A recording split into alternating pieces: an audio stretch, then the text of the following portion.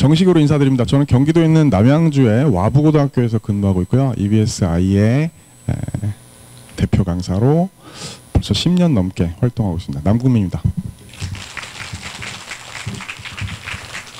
오늘 이 오신 자리, 이 귀한 발걸음 오신 것이 헛되지 않게 알찬 내용으로 확실하게 정보를 드리고 가도록 최선을 다하도록 하겠습니다. 자, 본격적으로 얘기를 시작해 볼게요. 전 깨져. 수능 국어 넌 변했어. 이렇게 시작해 봅니다. 수능 국어 넌 변했어 라는 게 뭐냐면요, 원래 수능 국어는요, 국어라는 과목은 여기 부모님이나 선생님들은 잘 아실 테고 학생들은 혹시 알지 모를지 모르겠는데, 원래 국어는요 되게 예전에는 말랑말랑하고 낭만적이고 이런 재미있는 과목이었잖아요. 하루 시간표가 이렇게 들어있을 때 국어가 제일 기대되는 과목이었던 경우도 많았을 겁니다. 문학의 아름다움에 빠지고, 시험에서도 딱히 그렇게 막 문학 시험, 뭐 독서 시험 이런 게 그렇게 우리를 괴롭히거나 그러던 과목이 아니었거든요. 그런데 언젠가부터 국어가, 특히 수능 국어가 무시무시한 과목이 되었고요. 점점 미리 어렸을 때부터 철저히 준비해야 하는 과목이 되어버렸습니다. 지금 현재 다들 알고 계시겠지만, 뭐 이번에는 특히나 탐구에서 이제 그 변별력을 확보해야 되는 그런 그 상황이 펼쳐지기도 했습니다만, 전체적으로 계속 매년 현 상황에서는 국어하고 수학이 결국 줄 세우는 역할을 하고 있다는 거 알 거예요. 그러니까 수학은 원래 애가 나쁜 애잖아요. 그죠? 수학은 애가 원래 껌 씹는 애죠. 그리고 야, 줄 서. 막 이러는 애인데, 국어는 친절하고 낭만적이고 상냥하고 이러던 아이가 갑자기 줄 세우는 역할을 맡게 됐습니다. 짝다리를 짚어야 되고요. 그러니까 막 어리둥절해지는 거예요. 국어가 어떻게 변했는지 잠깐 몇 가지 사례를 보겠습니다. 자, 학생들은 아직까지는 3학년이 아니라서, 예비 3학년이라서 공부의 깊이가 깊지는 않을 거고요. 그러나 이 중에 일부 문제, 제가 보여드리는 문제들 중에 일부는 기출문제집 같은 거 풀면서 본 적이 있을 겁니다. 자, 2018 수능이었어요. 비문학의 사회 지문이었는데요. 경제 오버슈팅에 관련된 지문이 나왔습니다. 제가 저 세트의 저 문제를 이렇게 보여드리는 이유가 뭐냐면, 그때 수능 치른 직후에 신문 기사가 나왔던 걸 제가 읽었던 기억이 나요. 뭐냐면, 자, 환율의 오버슈팅에 관한 경제 지문이 나왔다. 기사의 내용이요. 근데 이게 얼마나 심오하고 전문적인 내용인가 하면, 경제학, 경영학을 전공하고 한국은행에 근무하는 경제 관료들한테 저 지문을 읽고 문제를 풀어보게 했다. 그랬더니 시간이 어마어마하게 걸리고 문제를 막 틀리더라. 이런 게 수능 독서에 들어왔다. 이런 게 신문에 나왔던 문제입니다. 정답률 26%에 불과했어요. 그런데 그건 서막에 불과했나 봅니다. 그 다음에 수능에서, 2019 수능에서 이 문제 보신 적 있죠? 뉴스에 등장하던 9시 뉴스 이런데요, 앵커가 이걸 화면에다 이렇게 띄워놓고, 여러분 보이십니까? 과학 문제가 아니라 국어 문제입니다. 오, 사람들이 막 이러던 문제예요. 만유인력 질점에 관련된 물리학, 천체 물리학 문제였어요. 저게 국어 문제입니다. 정답률은 18%였습니다. 저 문제가 문제가 됐던 건 뭐냐면, 엄청나게 어려운 것도 문제였지만 최상위 이과 학생들의 경우에는 지문을 안 읽고 문제만으로도 풀이가 가능했다. 이런 게 막 이슈가 됐던 거예요. 그래서 평가원장이 나중에 공개 사과를 했고요. 다시는 저런 문제 내지 않겠습니다. 라고 했습니다. 그랬던 문제예요. 문제적인 문제. 그런데 그 직후에, 그 다음번, 바로 다음번이 평가원이 냈던 6월 모평에 생물학 문제가 또 나왔는데요. 이거 역시 정답률은 19%였습니다. 자, 요거 올해 수능의 인문 세트인데요. 한 세트 안에 정답률 54.4%, 27.3%, 정답률 18.5%. 한 세트 안에. 이런 일들이 벌어지고 있습니다. 주로 독서에서. 그런데 독서만 그러냐? 그 말랑말랑해 보이는 문학도요, 이런 일들이 자주 일어납니다. 심지어 그래도 우리가 그나마 학생들 생각해봐요. 내가 제일 자신 있는 과목 읽으면 무슨 얘기인지 알겠고 정답을 맞히는 확률이 높은 과목이 뭐냐면 화법과 작문인데 화작도요. 이런 문제들이 늘어납니다. 절반도 안 되는 학생만 정답을 맞히는 문제들이 화작에서까지 나오고 있는 상황이에요. 그러니 수능 국어 넌 변했어 라고 얘기할 수밖에 없는 상황이죠. 그럼 이제 우리는 이 달라진 수능 국어, 올해는 이제 조금 그나마 쉬웠다고 하지만 여러분들이 치를 2026 수능은 어떻게 될지 아직 모르는 거 아닙니까? 그죠? 추이를 잠깐 볼게요. 2019 수능 아까 얘기했던 그 질점 문제가 나왔던 어려웠던 수능 엄청 어려웠죠? 자, 저기 보실 때요. 이런 그 통계 자료를 보실 때 한 가지 유의할 사항 아시는 분 많겠습니다만 두 번째 행을 잘 봐주세요. 표준점수 최고점이라는 게요. 저게 그 불수능, 막 마그마 수능이란 얘기가 나왔던 그 2019 수능에서 표준점수 최고점, 즉 100점을 맞으면 표준점수가 150점이라는 겁니다. 저게 높을수록 어려운 시험이었다는 거고요. 그 어려운 시험일수록 잘 본 아이가 대학 가는데 유리한 거예요. 쉽게 얘기하면. 그죠? 자, 그 다음 해에 2020 수능에서 140점으로 내려갔습니다. 그랬다가 2021 수능에서 소폭 상승했죠. 조금 더 어려워졌다는 얘기예요. 물론 2019 수능만큼은 아니지만요. 자, 그 다음에 어떻게 됐을까요? 2022 수능 볼게요. 149입니다. 또다시 불수능이 출현했었어요. 만점자는 전국에 28명에 불과했습니다. 0.01%. 그러더니 2023 수능 와서 확 쉬워졌죠. 보이시죠? 표준점수 최고점 134점에 불과했습니다. 이른바 물수능. 그러다가 작년 수능 2024 수능이 또 갑자기 확 뜨거워져서 150점. 전국에 64명만 만점을 받은 시험이었어요. 보세요. 불, 물, 불, 물. 내년은? 생각하기도 싫다. 그죠? 불일지도 몰라요. 그런데 2026 수능 국어는 어떻게 되냐 이거죠. 여기서 우리가 이 추이를 보면서 생각해야 되는 건 이겁니다. 내년이 불수능이 될 거다, 물수능이 될 거다를 단정할 수는 없어요. 예언할 수는 없습니다. 그러나 확실한 건 너무나 당연한 얘기입니다만 어렵게 출제되더라도 안정적으로 내가 원하는 점수를 얻을 수 있는 실력을 쌓아놔야 될 테고 쉬워진다면 실수만 안 하면 내가 목표를 이룰 수 있는 탄탄한 실력을 만들어 놓을 수 있는 적기가 바로 지금이라는 거예요. 이 겨울을 어떻게 보내느냐, 내년 1학기까지를 어떻게 보내느냐가 결국 수능의 성패를 좌우하고 수능 국어의 성패는 결국 수능 전체의 성패 그리고 결국 궁극적으로는 대입의 성패를 좌우하기 때문에 중요한 얘기를 지금 들으러 와 계시고 지금부터 귀담아 잘 들으셔야 됩니다.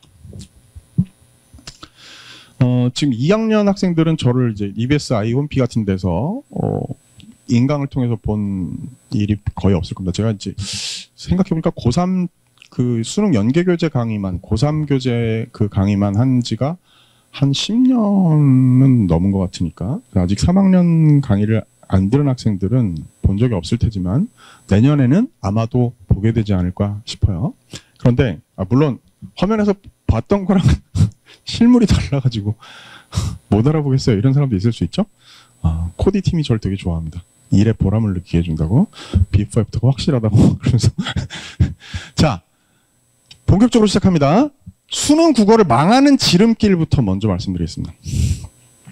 이대로 공부하면 망한다. 근데 안타깝게도 제가 지금부터 드리는 말씀 잘 귀담아 들어보세요. 학생들은요, 옆에 있는 엄마 아빠한테 말은 못하지만 실제로 선생님 지금 얘기하는 게 저게 내가 공부하는 방법이야. 찔리는 사람도 많이 있을 거예요. 잘 보세요. 수능 국어를 공부하는 가장 헛된 비효율적인 방법을 안타깝게도 수많은 전국의 학생들이 매일매일 열심히 반복하고 있다는 겁니다. 아예 공부를 안 하는 학생은요, 그렇게 안타깝지 않죠. 안 하니까 성적이 안 나오는 건데. 근데 나름대로 한다고 열심히 하는데 성적이 안 나오는 건 방법을 바꿔야 되는 거예요. 그죠? 볼까요? 이렇게 생각해. 이제 뭐 수험생 커뮤니티 같은 데다가 국어 어쩜? 나 외계인, 뭐 외국인임? 막 이렇게 고민을 올려요. 그럼 이제 기출을 돌리셈. 국어 별거 없음. 막 이런다고요. 그러면서 뭐라고 하는가 하면 감을 유지해야지. 이럽니다. 감 사진이. 이성을 가진 사람이라면 저런 조언을 보고서 이 생각부터 해야 돼요. 나에게 유지할 만한 감이라는 것이 있는가? 그걸 먼저 만들어야 유지하는 거예요. 맞죠? 대부분의 학생들은요, 이렇게 공부합니다. 자, 부모님들은 모르셨던, 그리고 선생님들은 학교 현장에서 보아오셨던 말씀을 제가 드리고요. 학생들은 자기 공부 방법과 비교해서 생각해 보십시오. 꼭 성별하고 일치하는 건 아니지만 오랜 경험에 따르면 대체로 여학생의 스타일과 남학생의 스타일이 조금 다릅니다. 여학생들은요, 이게 이제 기출문제잖아요. 자, 시험지를 만약에 프린트를 나눠줘 학교에서 자 풀어봐 하면 여학생들은요 저걸 딱 받자마자 공부에 의욕이 있는 여학생들은 맨 처음에 어떤 행동을 하는지 아십니까? 맨 처음에 하는 행동. 맨 처음에 무슨 행동합니까? 저 시험지 받으면 학생 맨 앞에 있는 학생 맨 처음에 뭐예요? 이름 써요. 고3 올라가요? 아니에요. 초등학교 5학년이에요. 미안. 옆에 고3 올라가요? 맨 처음에 받으면 뭐합니까?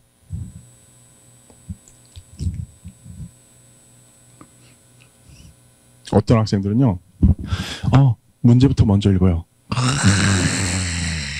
전략이 있는 거야. 그리고 또 심지어 또 중요한 사소하지만 중요한 팁 하나 알려드릴게요.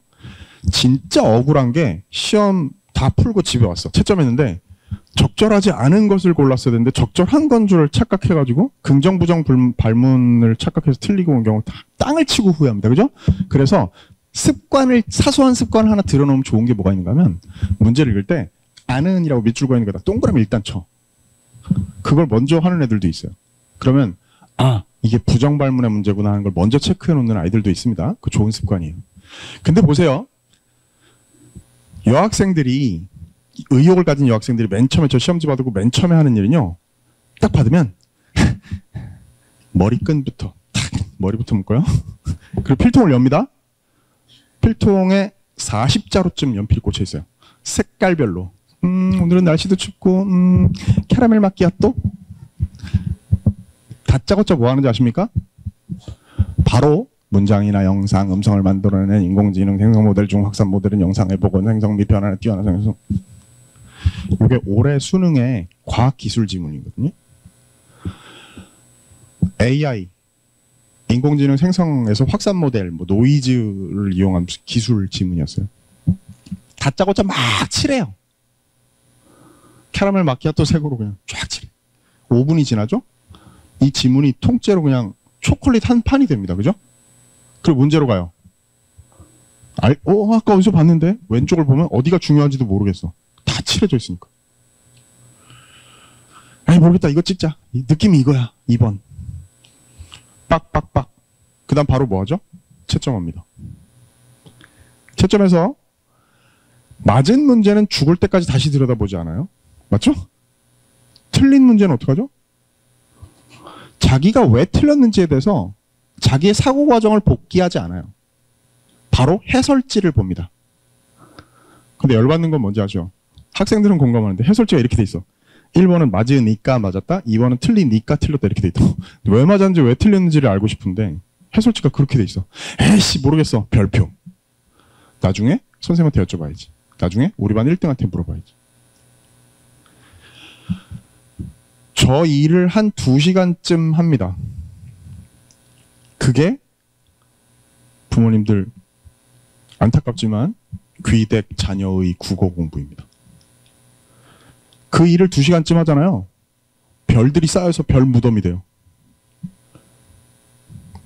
성적이 효과적으로 오를 리가 없습니다. 고3 올라가는 남학생 손 들어보세요. 네. 그래도 여기 와서 뭘 들으려고 하는 건 의지가 있는 학생들이야. 이 학생들은 아니겠지만 많은 남학생들의 스타일은 어떤지 아십니까? 자, 이걸 나눠주고 풀라 그래요. 남자들은 맨 처음에 자, 여학생들이 아까 머리 맨 처음에 모는다 그랬어. 남학생은 맨 처음에 뭐 합니까? 그 앞에. 맨 처음에 남학생이 하는 건 뭐예요? 연필 꺼내고 지문을 읽기 시작해. 성실하고 공부에 의욕이 있는 학생이라 그러는 거예요. 남자애들은 맨 처음에 하는 게 뭔지 아십니까? 대개의 남자애들은요. 저걸 받으면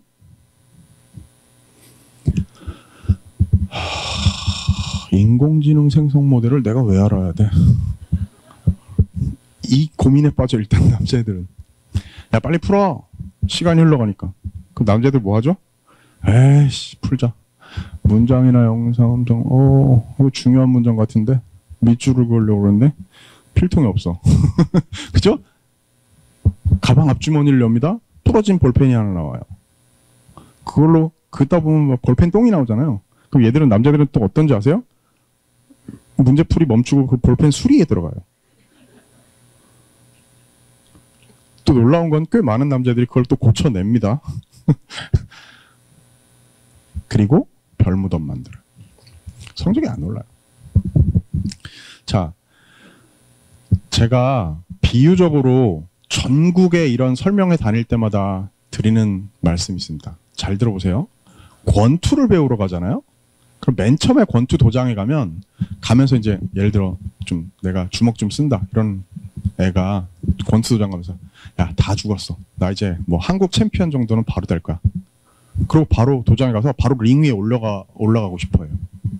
스파링 첫날부터 막 하고 싶어 합니다. 근데 도장에 가면 관장님이 줄넘기 던져주면서 줄넘기 하라고 그런다고. 이상하다. 첫날이니까 그런가 보다. 둘째 날도? 셋째 날도? 한 달 동안 줄넘기만 해. 관장님, 전 권투를 배우러 왔지 줄넘기 학원을 온 게 아닙니다. 뭐 이러는 거죠. 만약에 어떻게 주먹을 뻗고 어떻게 피하는지를 배우지 않고 바로 링 위에 올라가죠? 그래서 만약에 세계 챔피언하고 스파링을 바로 붙었다고 생각해 보세요. 어떤 일이 벌어질까요? 죽지 않으면 다행입니다. 그죠? 그런데 그 아이가 막 두들겨 맞고 내려오면서 죽을 뻔했네. 나도 이렇게 계속 맞다 보면 권투를 잘하겠지. 이성적인 생각입니까? 아니죠. 어떻게 주먹을 뻗을지 어떻게 피할지를 배우고 링 위에 올라가야 되는 거예요. 그런데 그 비합리적인 생각이 고스란히 국어 공부를 가지고 오면요. 뭐냐면 여러분들이 지금 하고 있는 국어 공부. 그냥 기출 문제집을 놓고 시간 재면서 다짜고짜 푸는 거죠. 걔가 세계 챔피언이라고. 왜? 평가원 기출이 세계 챔피언이야. 그죠?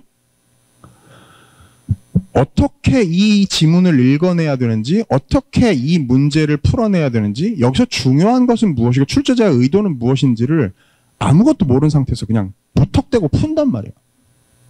그리고 많이 풀다 보면 잘할 수 있을 거라는 헛된 믿음에. 물론 도움이 아예 안 되지 않겠죠. 그런데 얼마나 허무한 공부입니까? 아까 처음에 시작할 때 장 박사님께서 얼마나 차고 넘치는 자료들이 많습니까? 라고 말씀하셨는데요. 저는 그게 너무 안타깝습니다. 그중에 제대로 된 정보라는 것을 거의 본 적이 없어요. 전부 전문가가 아닌 사람들이 제대로 된 소리가 아닌 말들만 실컷 해놓는다. 무턱대고 야, 기출이 정답이야. 기출 안에 답이 있어. 몇 바퀴를 돌려. 최근 10년치를 뽑아놓고 계속 풀어봐. 그런 말은 뭐 못할 사람이 누가 있어요. 그죠? 도움은 되긴 되겠죠. 아주 조금, 아주 느리게. 그죠? 자, 명심하십시오. 일단 1단계는 개념이고요. 2단계는 기출이고요. 그 위에 실전이 쌓이는 겁니다. 조금 더 쉽게 개념을 풀어드릴게요. 먼저 뭐가 중요한지에 눈을 떠야 돼요.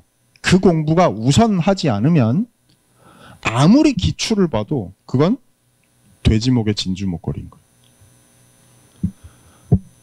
뭐가 중요한지 알아야 그 위에서 반복되는 패턴이 뭔지를 꿰뚫어 볼 수 있게 된다. 아, 이게 이런 게 중요하기 때문에 자꾸만 이렇게 이런 방식으로 되풀이되고 있구나. 소재만 재재만 달라지고 있지 결국 묻는 건 매년 똑같네. 그리고 그것은 내가 먼저 선행한 단계에서 배워서 알게 된 바로 그것이구나. 그게 요런 형태로도 나오고 요런 형태로도 나오는구나. 그 위에 새로운 문제에 나의 기술을 적용하는 거예요. 저때 제일 중요한 문제는 뭐냐면 당연히 EBS 연계교재입니다. 현재. 맞죠? 자, 이 단계는요. 절대 까먹으시면 안 돼요. 오늘 이 얘기의 가장 밑바탕에 있는 것이 바로 이 3단계입니다. 먼저 뭐가 중요한지 눈을 뜨고 그 위에 반복되는 패턴에 대한 이해를 하고 그 다음에 나의 실력을 실제 시험 범위에 해당되는 문제에 적용한다. 맞죠? 그러면 눈을 뜬다는 건 뭘까요? 제가 그냥 비주얼 측면에서 사례를 하나 만들어 봤습니다. 과거에 어떤 한 회 수능 때의 독서 발문들이에요. 뭐 어느 해를 가지고 해도 괜찮기 때문에 제가 몇 년 전에 만들어 놓은 거 그냥 보여드리는데요. 자, 이렇게 발문을 쭉 모아봤습니다. 학생들한테 저거 하라는 얘기가 아니에요. 뭘 보여드릴 건가냐면, 자, 한 회분의 독서, 그 어렵다는 독서가 저렇게 구성되는구나. 수능이. 저런 문제들로 구성되어 있구나. 이걸요, 왜 제가 타이핑했을까요? 이러려고요. 보이시나요? 잘 안 보이세요? 바꿔볼게요. 이제 보이세요? 아, 한 회의 수능에서 독서의 그 어마어마한 어려운 문제들이 결국 저만큼이 위에 있는 붉은 글씨가 사실적 독해에 해당되는 거. 그 안에 정보를 잘 이해해야 되는 거구나. 밑에 파란색으로 쓰여 있는 게 글에 안 적혀 있는 내용을 미루어 짐작해야 되는 문제구나. 끝에 두 개가 뭐? 어휘 어법 문제구나. 그럼 보세요. 저걸 해보는 게 중요한 게 아니야. 궁극적으로 저것의 목적은 뭔데요? 그럼 내가 비문학 독서 공부를 할 때, 지문을 읽을 때 뭘 해야 되는지 나의 목표로 전환이 될 수 있어야 되는 거죠. 지문 안에 담겨있는 정보를 누락하지 않고 분명하게, 간결하게, 정확하게 정리하는 것. 그리고 그걸 바탕으로 해서 제시되어 있지 않은 내용을 미루어 짐작하는 훈련을 하는 것. 그리고 어휘 문제의 패턴이 어떻게 되는가를 확인하는 것. 맥락상 그 단어가 어떤 뜻인지를 미루어 짐작하는 힘을 기르는 것. 자, 됐죠? 문학에서 예를 한번 들어볼까요? 몇 년 전에 이 문제 유형에 관해서는 제가 좀 더 자세히 이따가 말씀드릴 걸 오늘 제가 보충을 좀 해왔습니다. 근데 일단 과거에 나오던 문제 유형인데 소설에서, 현대 소설에서요. 여러분들 학생들은 많이 본 문제일 겁니다. 윗글에 서술상 특징 이렇게 묻는 문제 현대 소설에서는 반드시 나와요. 근데 저게 한 해 동일한 연도에 3월 학평, 4월 학평, 6월 모평에서 제가 해당되는 문제 유형들의 문두와 선지를 골라온 겁니다. 근데 볼까요? 색깔이 잘 구별되시는지 모르겠는데 3월 학평 1번 선지 볼까요? 이야기 속에서 전달하다가 이야기 밖에서 전달하고 있다. 24월 학평에 2번 선지 서술자를 교체한다. 6월 모평의 4번 선지 서술자가 다양한 인물로 바뀐다. 다 비슷한 얘기죠. 좀 더 명시적인 거 더 가까운 걸 볼까요? 3월 학평의 2번 선지 볼게요. 동시에 일어난 사건들을 나란히 배치하여 이야기의 흐름을 지연시킨다. 4월 학평에 동시에 진행된 사건을 병치하여 사건을 지연시킨다. 6월 모평에 동시에 벌어진 사건들을 사파처럼 나열하여 이야기의 흐름을 얘가 얘를 베끼고 얘가 얘를 베꼈네. 그죠? 그럴 것 같아요? 아닙니다. 출제 시기가 서로 거의 비슷해요. 3, 4월 학평은 출제 시기가 동일하고요. 6월 모평은 그보다 조금 늦긴 한데요. 출제 시기가 크게 다르지 않아요. 그리고 각기 서로 다른 사람들이 서로 다른 데 붙잡혀 들어가서 내는 문제입니다. 근데 왜 저럴까요? 서로 텔레파시로 연결돼 있나요? 저게 반복되는 패턴이에요. 저런 걸 볼 줄 아는 눈이 있어야죠. 근데 보세요. 조금 더 공부를 할 때 눈을 뜨고 제대로 개념을 공부한다는 건 뭐냐면, 아, 저런 게 반복되는구나. 소설에선 첫 번째 문제가 맨날 저런 문제를 내는구나. 를 아는 거. 그것만 해도 눈 뜨기 시작한 거다? 근데 조금 더 눈을 뜨잖아요? 그럼 뭐까지 보이는지 아세요? 아, 쟤네들은 전부 정답이 아니구나. 까지 알게 돼요. 왠지 아세요? 소설에서요, 서술자가 교체되는 건 물론 가능합니다. 그런 소설들도 꽤 있고요. 근데 수능 지문으로 그런 소설이 선택되는 일은 거의 없어요. 서술자의 교체는 특이한 양상입니다. 대체로 저선지는 들러리예요. 또 동시에 진행되는 사건을 병치한다. 그래서 이야기의 흐름을 지연시킨다.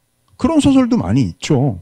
그런데 수능 지문 기껏해야 그 정도 되는 분량에서 동시에 일어나는 사건들을 나란히 배치해서 이야기의 흐름이 지연되는 양상은 매우 이례적인 거예요. 그래서 적절한 걸 고르라고 할 때 정답이 될 가능성이 현저히 낮은 애들이란 말이에요. 그걸 알잖아요? 거기에 눈을 뜬 학생은 저 문제를 기출해서 풀 때 혹은 수능 시험장에서 저 문제를 만났을 때 오지선다가 아니라 삼지선다로 바로 줄어드는 거예요. 하나 더 깊이 들어갈까요? 저 문두에 제가 가장 적절한 것은 표시해놨습니다. 아까 우리 긍정발문, 부정발문 얘기했는데요. 저거는 적절하지 않은 것을 묻지 않아요. 저 문제는. 왜? 어떤 지문에 대해서 온전히 어떤 누구도 이의를 제기하지 못할 정확하게 올바른 진술 4개를 만드는 건 하늘의 별따기입니다. 그러다 보니까 아무도 이의 제기 못할 하나를 딱 만들어 놓고요. 나머지 4개는 엉뚱한 말로 말도 안 되는 저런 들러리들 세우는 거예요. 출제 과정을 경험한 사람, 그 분야를 꿰뚫고 있는 사람 눈에는 그런 게 보인단 말이죠. 그런데 학생들이 무턱대고 아까 얘기했던 대로 시간 재면서 문제 푸는 그런 공부에서는 저런 게 안 보여요. 그냥 답 찾아 헤매는 공부로는 효율적으로 정답을 골라내는 기술을 익힐 수가 없다는 거죠. 단순히 기술의 차원이 아닙니다. 이해의 차원이고 그게 공부의 재미로 이어지는 거예요. 자, 기출문제집을요. 학생들은 알고 있을 텐데 부모님들 조금만 관심 가지시면 애 기출문제집 산다니까 사줬어. 근데 뭘 샀는지를 몰라요. 구체적인 이름들을 얘기하면 안 되지. 이런 걸 샀어. 매일 몇 개씩을 하는 거라든지 그죠? 엄마의 이런 거라든지 이런 게 있어요. 그런 책들을 샀어. 근데 학생들도 마찬가지죠. 내 짝꿍이 그거 보는 거 보니까 나도 그거 사야지. 이렇게 생각했단 말이에요. 그죠? 근데 가만히 큰 서점에 가서 기출문제집들의 종류를 보십시오. 크게 분야별로 묶여있는 문제집이 있고요. 난도별로 묶여있는 문제집이 있고요. 회차별로 시험 묶음으로 그냥 묶여있는 문제집이 있습니다. 자, 자기 국어 실력이 초급, 중급, 고급이라고 할 때 자기에게 맞는 기출문제집은 이렇다고 말할 수 있어요. 왜 그럴까요? 좀 전에 들었던 내용을 여기다 적용해 볼까요? 잘 봐. 초급인 사람은요. 각 분야별로 현대시는 주로 뭘 어떤 방식으로 묻는구나 하는 걸 눈을 뜨는 공부가 필요하기 때문에 분야별 기출문제집이 유용한 거죠. 그런데 어느 정도 감 잡았어. 그러면 나는 어떤 문제들에 약하고 나는 고난도 문제를 왜 틀리는가에 집중해서 공부하려면 난도별 문제집이 자기한테는 유용한 거야. 최고 수준이 됐죠? 그 사람은 그야말로 시간 재면서 회차별로 그냥 풀면 되는 거예요. 이해되셨습니까? 기출문제집도 아무거나 고르지 마세요.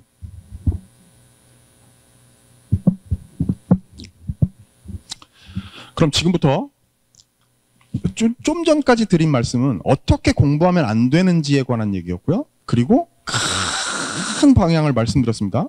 이제 세부 강론으로 들어갈 거예요.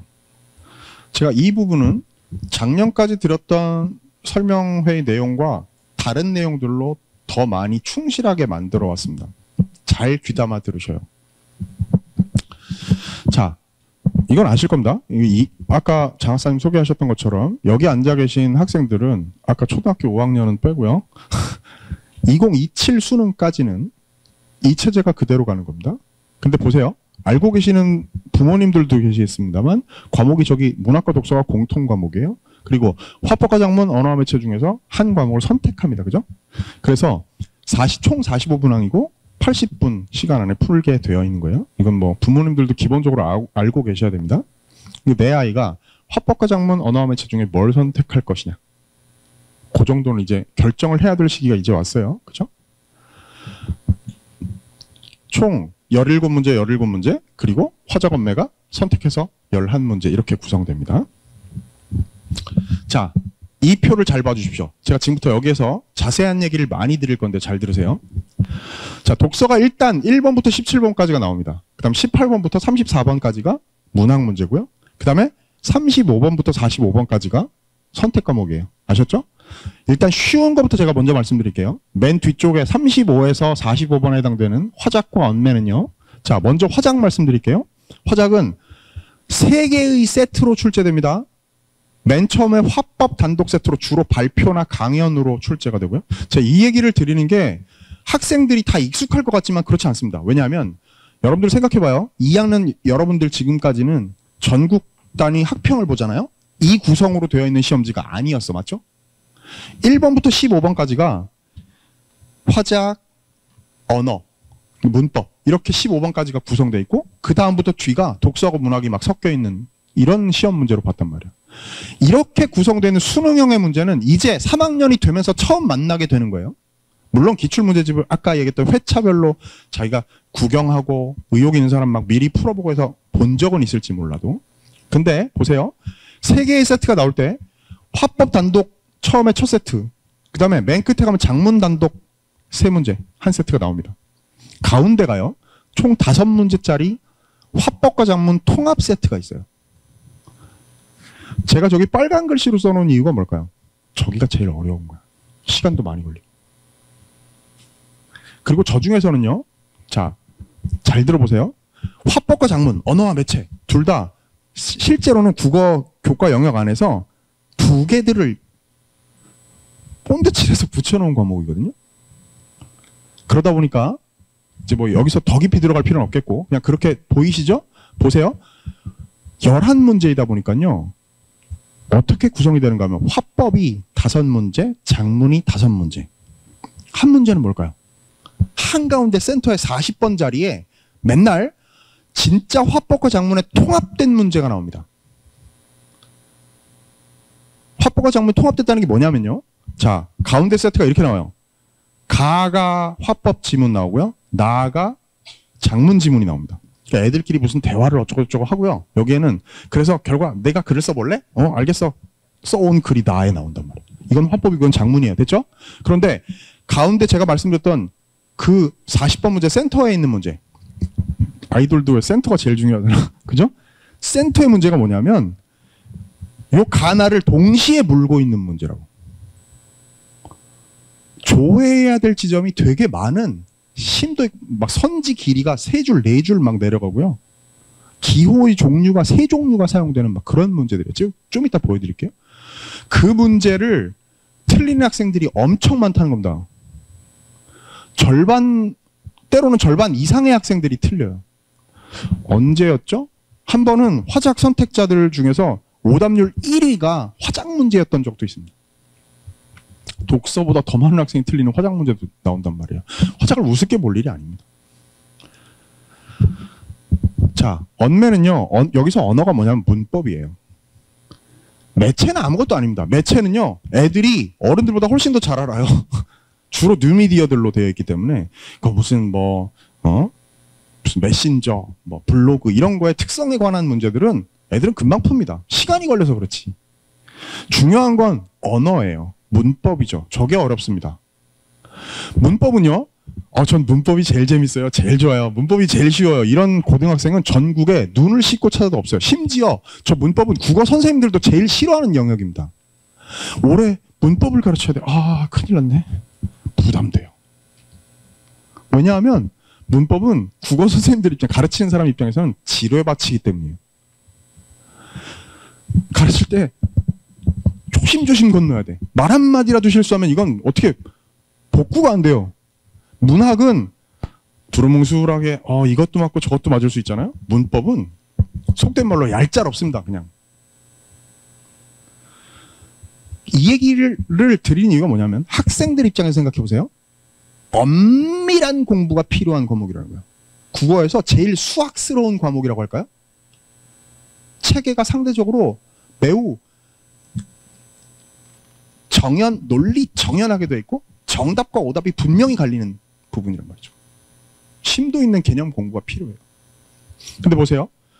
언어 5문제, 매체 5문제. 근데 왜 제가 저기에 5.5라고 해놨을까요? 쟤도 센터가 있어. 매체 세트에서 한 문제가요. 예를 들면 인터넷 신문 기사를 지문으로 주고서 A, B, C, D, E 밑줄 그어놓고요. 걔네들을 그러다가 묻는데 문제 자체는 문법 문제라고요. 이해되셨어요? 매체 세트 안에서. 그래서 기계적으로 5.5 대 5.5로 나눕니다. 실상은 언어가 6문제인 셈이죠. 그죠? 실질적으로는요. 자, 제가 지금 드린 얘기가 비교적 간단한 두 과목에 대한 얘기입니다. 그런데 요참에 요 얘기도 하고 넘어가죠. 지금 많은 학생들이 나는 화작을 해야 될지 언매를 해야 될지 갈등할 시기입니다. 3학년 올라가는 학생들이요. 근데 이런 거 들어본 부모님들은 이제 어디서 이렇게 기사 같은 데서 보죠. 야, 언매가 유리하대. 너 언매해야 돼. 나 문법 싫단 말이야. 이런 대화가 오고 가는 가정들이 있을 겁니다. 자, 그 이유가 뭐냐면 잘 보세요. 서로 선택 과목이 다르잖아요. 지금 선택형 수능에서 2028 가기 전까지 2027 수능까지는요. 저 선택 과목이 서로 다르기 때문에 점수 서로 다른 A 학생은 화작을 선택했고 B 학생은 언매를 선택했다면 그 둘의 점수를 동일선상에서 똑같이 비교를 할 수가 없는 거잖아요. 그건 마치 사탐과 탐이 똑같은 거예요. 그건 어떻게 되는가 하면 그래서 보세요. 국어의 경우에는요. 독서랑 문학의 점수를 이 선택자들에 따라서 점수 보정을 하는 거라고. 그러니까 무슨 얘기냐면 더 쉽게 말씀드려볼게요. 대체로 아까 말씀드렸다시피 문법이 어렵기 때문에 언매를 선택하는 학생들이 상대적으로 성적이 더 높은 경우가 많아요. 쉽게 얘기하면. 화작은요. 여기 5학년 학생한테 시간을 충분히 주고 되게 똘똘하게 생겼거든. 시간을 충분히 주고 한번 풀어보라고 하면요. 쟤도 다 맞을 문제들입니다. 근데 시간이 관건이 되기 때문에 수능에서 한 역할 톡톡히 하고 있는 그런 분야라는 얘기죠. 그러니까 그 얘기는 뭐냐면 상대적으로 언매를 선택하는 학생들의 공통과목 성적이 상대적으로 높다고요. 그렇기 때문에 예를 들어 화작 만점을 받은 사람하고 언매 만점을 받은 사람을 아까 우리 좀 전에 그 추이 들려드릴 때 최고점의 표준 점수 최고점 보였던 거 있죠. 더 어려운 시험을 잘 본 아이가 상대적으로 더 높은 표준 점수를 받게 돼 있다는 얘기예요. 이해되셨죠? 근데 여기서 주의해야 될 게 그럼 언매해야 되겠네. 거기에 함정이 있는 겁니다. 무조건 언매가 유리하다고 착각하시면 큰일 나요. 왜? 자, 나는 화작은 시간만 빨리 좀 단축하는 걸 스킬을 익히면 나도 화작은 잘 할 수 있고 다 맞을 수 있어. 근데 나는 아무리 노력을 해도 문법은 안 되겠어. 1, 2학년 때 문법 했는데 1학년 때 국어에서도 그렇고 2학년 때 3학년 때 언매할 때 진짜 언어 때문에 큰일 났었어. 그런 사람이 언매에서 화작만큼의 만점에 가까운 성적을 낼 수 있느냐? 아니라는 거죠. 그럼 봐요. 화작을 선택해서 만점을 받는 것하고 언매를 선택해서 반타작하는 것하고는 당연히 전자가 유리합니다. 무슨 얘기인지 아셨죠? 부모님들이 제대로 알지 않으시면 야, 언매가 유리하다. 너 언매해. 왜 화작해? 대학 안 갈 거야? 이런 논리에 닿지 않는 강요를 하시게 된단 말이에요. 요게 선택 과목 얘기고요. 지금부터 더 깊은 자세한 얘기를 드릴 테니까 잘 들으세요. 독서 먼저 얘기하겠습니다. 독서가 저렇게 4세트로 나옵니다. 지금. 첫 번째가 1번부터 3번까지 독서 이론이에요. 저건 뭐냐 하면 독서 교과서에 있는 것 같은 내용이에요. 말하자면. 독서를 할 때 어떤 전략을 사용하고 어떤 태도로 할 거냐 이런 거에 관한 지문입니다. 학생들은 알 텐데 저거는 시간 말하자면 이제 수험생의 시간을 잡아먹게 하기 위한 역할이라고 봐야 될까요? 문제가 어렵진 않아요. 근데 저거 하는데 그러니까 관건이 뭐냐면 저거는 빨리 풀어낼 수 있어야 되겠지. 어렵지 않으니까요. 저걸 고민이라고 얘기하는 사람은 전국에 하나도 없습니다. 문제는 그 바로 밑에 있는 3가지죠. 첫 번째 인문예술, 두 번째 사회문화, 세 번째 과학기술입니다. 저게 지금 그냥 임의로 만든 구성처럼 보이시겠지만 평가원은 절대로 그렇게 출제하지 않습니다. 치밀하게 교육과정에 기반한 문제 구성이에요. 독서 교과서의 교육과정이요. 저렇게 돼 있어요. 인문예술 분야의 글 읽기, 사회문화의 분야의 글 읽기, 과학기술 분야의 글 읽기. 그래서 그 각 분야에서 한 세트씩을 출제하는 거라고요. 근데 보세요. 제가 빨간 글씨로 표시해 놓은 부분을 보십시다. 예술 파트는 그나마 별거 아니야. 상대적으로 제일 만만하고 쉬운 게 그래도 좀 글 읽을 줄 아는 애는 읽으면 이해되는 게 예술이거든요. 근데 인문은 달라. 인문은요. 철학 지문이 주로 나오거든요. 어려워요. 제일 어려운 게 어떻게 보면 과학기술이 아니라 인문입니다. 해마다 그야말로 킬러 문제로 작용하는 문제들이 과학기술에만 몰려있는 게 아니라 인문 분야에서 매년 엄청나게 나오고 있습니다. 자, 저게 제가 주제 통합이라고 해놓은 게 뭐냐면요. 저것도 교과서에서 독서 교육과정이 주제 통합적 읽기라는 게 교육과정 안에 들어있어요. 그러다 보니까 수능에서 그걸 어떻게 구현하는가 하면요. 2022 수능 체제에 들어와서 자, 가와 나로 긴 지문이 구성됩니다. 2개의 글이 한 지문을 구성한다고. 지금 2학년까지는 독서 지문에서 그런 거 본 적이 거의 없을 겁니다. 모의고사에서. 근데 3학년이 되면요. 매번 시험에 저게 무조건 나오게 돼 있어요. 근데 저 주제 통합은 다른 분야에서 간혹 나오기도 합니다만 압도적으로 많은 경우가 저 인문예술에서 나와요. 그러니까 저거는 인문예술은 그냥 기본값이 철학 혹은 미학으로 주제 통합 가나 지문으로 나온다라고 생각하고 대비해도 괜찮습니다. 거의 그래요. 그리고 그게 엄청 어렵고요. 좀 이따가 자세한 얘기 좀 더 덧붙일게요. 사회문화 갈까요? 문화는 별거 아니야. 사회가 문제죠. 저 사회 분야의 글 읽기에 지문으로 제일 우리를 고생시키는 게 뭐냐면 2분야가 있는데요. 최근에는 그 2분야에만 국한되진 않습니다만 어쨌든 제일 난도가 높은 그래서 평가원이 작정하고 애들 줄 세우기 위해서 사회 지문을 선택한다? 그럼 뭐 선택하는가 하면 2가지예요. 법하고 경제입니다. 법하고 경제가 제일 어려워요. 그런데 제가 이따가 정리 한번 하겠습니다만 저 사회 파트, 법이든 경제든 제일 선명하게 중요하게 여겨야 될 전략이라고 말할 것은 이거예요. 글 안에서 설명하는 개념을 정확히 이해해서 문제 보기에 들어있는 사례에다가 그걸 적용할 줄 아는 것. 그게 저 파트의 관건입니다. 그리고 난 경제가 너무 약해. 경제 지문이 나올 때마다 걸려 넘어져. 이런 사람은 어떻게 되는지 아세요? 그야말로 기출문제집에서 최근 한 5년 이상 정도 동안에 경제 지문들만 다 몰아서 풀어보는 거예요. 며칠 동안. 그러다 보면 주로 국어의 경제 지문에서는 어떤 개념이나 용어들을 많이 다루는가 서로 관련 있는 것들도 많거든요. 예를 들면 뭐 금리, 통화 이런 것들에 연관 있는 거시경제학의 어떤 개념들은 반복해서 조금씩 초점을 바꿔가면서 많이 다루어집니다. 제가 지금 이런 얘기하고 내가 국어 선생 맞나 싶어요. 뭔 얘기를 하는 거지? 국어 선생님들이 얼마나 괴로운지 아십니까? 독서 지문을 읽다가 저도 EBS 강의할 때 독서 지문을 강의를 하려면 얼마나 저게 내용이 심오하고 어렵습니까? 그래서 사회 선생님, 과학 선생님한테 찾아가요. 선생님 이 부분이 이해가 안 되는데요. 그러면 100이면 100, 사회선생님, 과학선생님이 이게 국어예요? 그 다음은 뭔지 아십니까?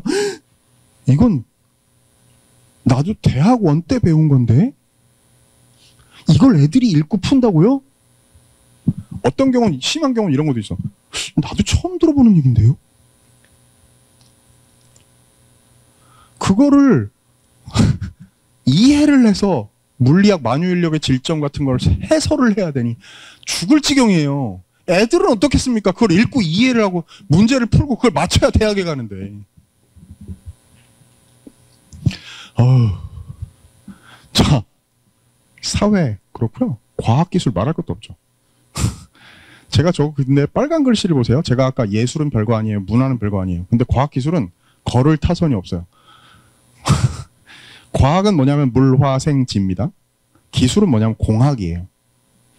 최근에는 물화생지보다는 공학에서 지문들이 더 많이 나옵니다. 특히 데이터 공학, 첨단 IT 쪽에서.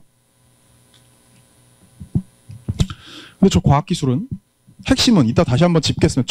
요약 정리 한번 하겠습니다만 원리에 대한 이해가 핵심입니다. 과학 지문 자체는 근본적으로요. 여러분 이런 걸 아셔야 돼요. 제가 하나 덧붙이고 이 독서 얘기는 잠깐 마무리하겠습니다. 저 분야의 어떤 자문을 하고 출제하는 이런 그 전문가들하고 얘기를 나눠볼 기회가 있습니다. 저는 이제 EBS 강의만 하는 게 아니라 원래 제 첫 그 출발은 출제였어요. 우연한 기회에 시작한 출제 때문에 그러다 보니까 이제 우연히 이제 강의를 시작하게 된 거고 그렇습니다. 강의를 제가 뭐 강사 오디션을 봐가지고 이 얼굴에 제가 합격을 하겠습니까?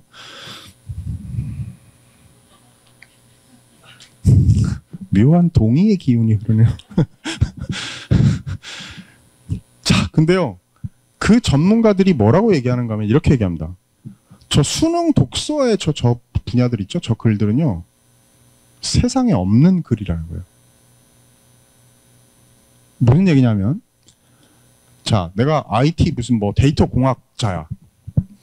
자기네 필드에서는 이런 종류의 글로 지식이 전달되고 전수되지 않는다는 거죠.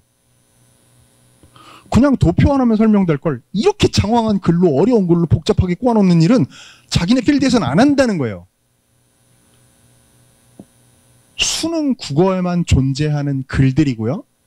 그렇기 때문에 저 글들은 수능 국어 독서 지문의 독특한 패턴이라는 게 존재하는 겁니다.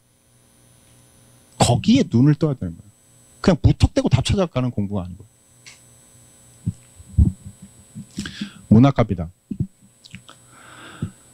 자, 4개의 세트로 나와요. 근데 제가 저기 지금 갈래 복합이라고 되어 있는 거를 2줄에 써놨는데요. 어떤 경우에는 현대시 플러스 수필로, 어떤 경우에는 고전시가 플러스 수필로 갈래 복합 세트가 구성됩니다. 그런데 저때 수필은요, 현대 수필일 경우도 있고 고전 수필일 경우도 있어요. 근데 지금 보시면 알겠지만 최근에는 희곡, 시나리오는 거의 안 나옵니다. 나온 지 꽤 오래됐어요. 일단 저 네 분야라고 생각하셔도 좋은데 제가 저기 빨간 글씨로 해놓은 게 뭐냐 하면요. 특별히 어려워서가 아니고요. 저게 바로 EBS 연계 출제의 대표적인 분야인 겁니다. 그러니까 연계에 대해서 좀 이따 더 자세히 설명드리겠습니다만 수능 문학에서의 EBS 연계라는 건 어마어마한 중요성을 지닙니다. 왜냐하면 지문이 그냥 공부했던 게 그대로 나오는 것이기 때문이에요. 그게 유일한 분야가 바로 문학입니다. 그러니까 통째로 지문을 안 읽을 수 있는 거라는 거예요. 물론 현대 소설이 연계 출제될 때도 있습니다만 상대적으로 고전 소설에 연계 출제되는 경우가 더 많습니다. 아예 연계가 안 된다는 얘기는 아니고요. 자, 보이시죠? 이 구성에 대해서 간략하게 제가 일별해드렸고요. 아이고. 자, 봅니다. 요게 요번 수능에서 방금 말씀드렸던 독서 문학 각각 출제가 어떻게 됐는지를 보여드리는 거예요. 잘 보세요. 자, 독서 1호는 독서 전략으로서의 밑줄 긋기에 관련된 질문이 나왔어요. 감 오시죠? 여러분들이 이걸 외워놓으실 필요는 없고요. 아까 제가 설명드렸던 걸 뒷받침하는 내용이에요. 아, 독서 이론은 저런 게 나오는구나. 두 번째, 인문 주제 통합으로요. 이번에는 역사 지문이 나왔는데 가로 개항 이후 개화 개념의 변화, 나로 중국의 서양 과학 및 기술 수용에 대한 다양한 관점. 이거는 예를 들면 서양 철학에 관련된 지문하고는 성격이 좀 차이가 있죠. 그러나 저게 인문 분야의 주제 복합으로, 주제 통합으로 출제됐다는 느낌 오시죠? 자, 사회문화, 사회에서요. 저 법 지문입니다, 말하자면. 물론 사회, 문화 관련 두루두루 걸쳐 있긴 합니다만 인터넷 아이디와 관련된 명예훼손에 관련된 지문 나왔고요. 과학기술에서 기술인데요. 기계학습, AI와 확산 모델에 관한 지문 나왔어요. 그러니까 그야말로 전인적인 교육을 지향하는, 그죠? 인문, 사회, 과학기술에 두루두루 걸쳐서 이해력을 갖춘 사람으로 고3까지 잘 자랐니? 이걸 평가하는 시험인 거라. 각 분야의 성격에 대해서 보여드렸고요. 그런데 알아두셔야 되는 게, 잘 보세요. 제가 지금 빨간 글씨로 해놓은 게 뭐냐 하면요. 자, 요게 한 작년 정도부터 제가 강조할 수 있게 된 내용들입니다. 뭐냐 하면 제가 아까 EBS 연계에 관한 얘기를 들었는데요. 저는 이제 문학 강의를 많이 하고 지필도 수능 특강 지필들을 문학을 더 많이 했기 때문에 문학 쪽의 이야기를 더 많이 해왔습니다만 독서에 관해서 얘기할 때 연계를 그렇게 강조하기가 사실은 그전에는 좀 찜찜했어요. 중요하긴 하지만 실제로 연계는 문학만큼 뚜렷하진 않았거든요. 근데 작년부터는 얘기가 달라졌습니다. 보세요. 제가 지금 빨간 글씨로 해놓은 것들이 EBS 수능 특강 독서 지문에서 연계 출제된 독서의 지문들이에요. 작년부터 독서도 문학 비슷하게, 완벽하게 문학만큼은 아니지만, 문학은 지문이 똑같으니까. 근데 독서는 그렇게는 아니지만 내용적으로 매우 긴밀한 연관성을 지니고 연계 출제 작년부터 되고 있습니다. 독서도 문학 못지않은 연계의 중요성이 생길 수밖에 없는 상황이에요. 자, 살짝만 보여드리면요. 저게 수능 특강 독서 지문이고요. 이게 인문 주제복합 요번 수능입니다. 수특 독서에서 개화기 과학기술에 대한 지식인들의 생각에 제시된 박은식의 관점을 활용하여 수능 4에서 9번 지문을 구성했어요. 두 번째, 수특 독서의 인공지능과 기계학습 지문 속의 지도학습의 의미를 활용해서 수능 10에서 13번 지문과 문제를 구성했어요. 자, 수특 독서의 고품원의 사회적 상호작용 속에 리프킨의 자아 표현 개념을 활용해서 수능 14에서 17번 지문을 구성했어요. 제가 일부러 이거 보여드리는 거, 제가 지금 이걸 읽으면서 설명할 게 아니거든요. 근데 이걸 일부러 보여드리는 이유가 뭔지 아세요? 연계됐다더라. 연계가 중요하대. 여기까지입니다. 전국의 모든 수험생들은. 실제로 어떻게 연계됐는지를 직접 찾아서 비교해보는 사람은 전국에 한 줌도 안 돼요. 그걸 해보잖아요? 아, 이걸 공부해서 이 내용을 알고 있었다면 이 지문이 이렇게 쉽게 읽히는구나를 실제로 경험해보시라고, 제발. 그래야 수능 특강 수능 완성의 독서 지문을 어떻게, 내가 무엇에 중점을 두고 어느 정도 깊이까지 공부해야 되는지 감이 잡힌다면, 구체적으로. 이해되셨죠? 자, 문학 얘기합니다. 이게 이번 수능 문학이에요. 현대시하고 현대수필로 갈래복합이 나왔습니다. 가, 나가 현대시였고요. 다가 현대수필이었습니다. 가의 장성남의 배를 밀며라는 시가 수능 완성에서 연계 출제가 됐어요. 저거는 당연히 생각해보세요. 현대시는요, 한 글자도 서로 다르지 않게 지문이 구성된다고요. 그럼 어떻게 되는지 아세요? 공부해서 알고 있는 사람은 저 지문을 이해하고 감상할 시간을 통째로 세이브할 수 있는 거예요. 현대 소설은 이청준의 소설을 하는데 비연계였고요. 고전 시가가 가나 중에서 간민가라는 가사 작품이 수능 완성에서 연계 출제됐습니다. 고전 소설 작자미상의 정을선전이라는 수능 특강에서 연계 출제된 고전 소설이 있었고요. 저거는요, 정을선전은 대목이 거의 동일하고 판본이 다른 지문이었어요. 그러니까 대동소이하죠. 지문을 수특에서 공부해서 알고 있었다면 저 지문을 읽는데 훨씬 더 빠른 속도로 정확하게 이해할 수 있는 그런 지문이었습니다. 자, 다시 한번 말씀드릴게요. 간민가는 고전 시간대, 고전 시가 가사도 지문이 똑같았고요. 현대시는 더 말할 것도 없고요. 근데 소설은 연계의 성격이 좀 다르죠. 뭐냐면 이따가 다시 자세히 더 설명할 텐데 대목을 일부러 다른 대목을 보통을 설정한다고요. 완전히 똑같은 대목을 한 소설 안에서 그대로 출제하진 않아요. 지문으로.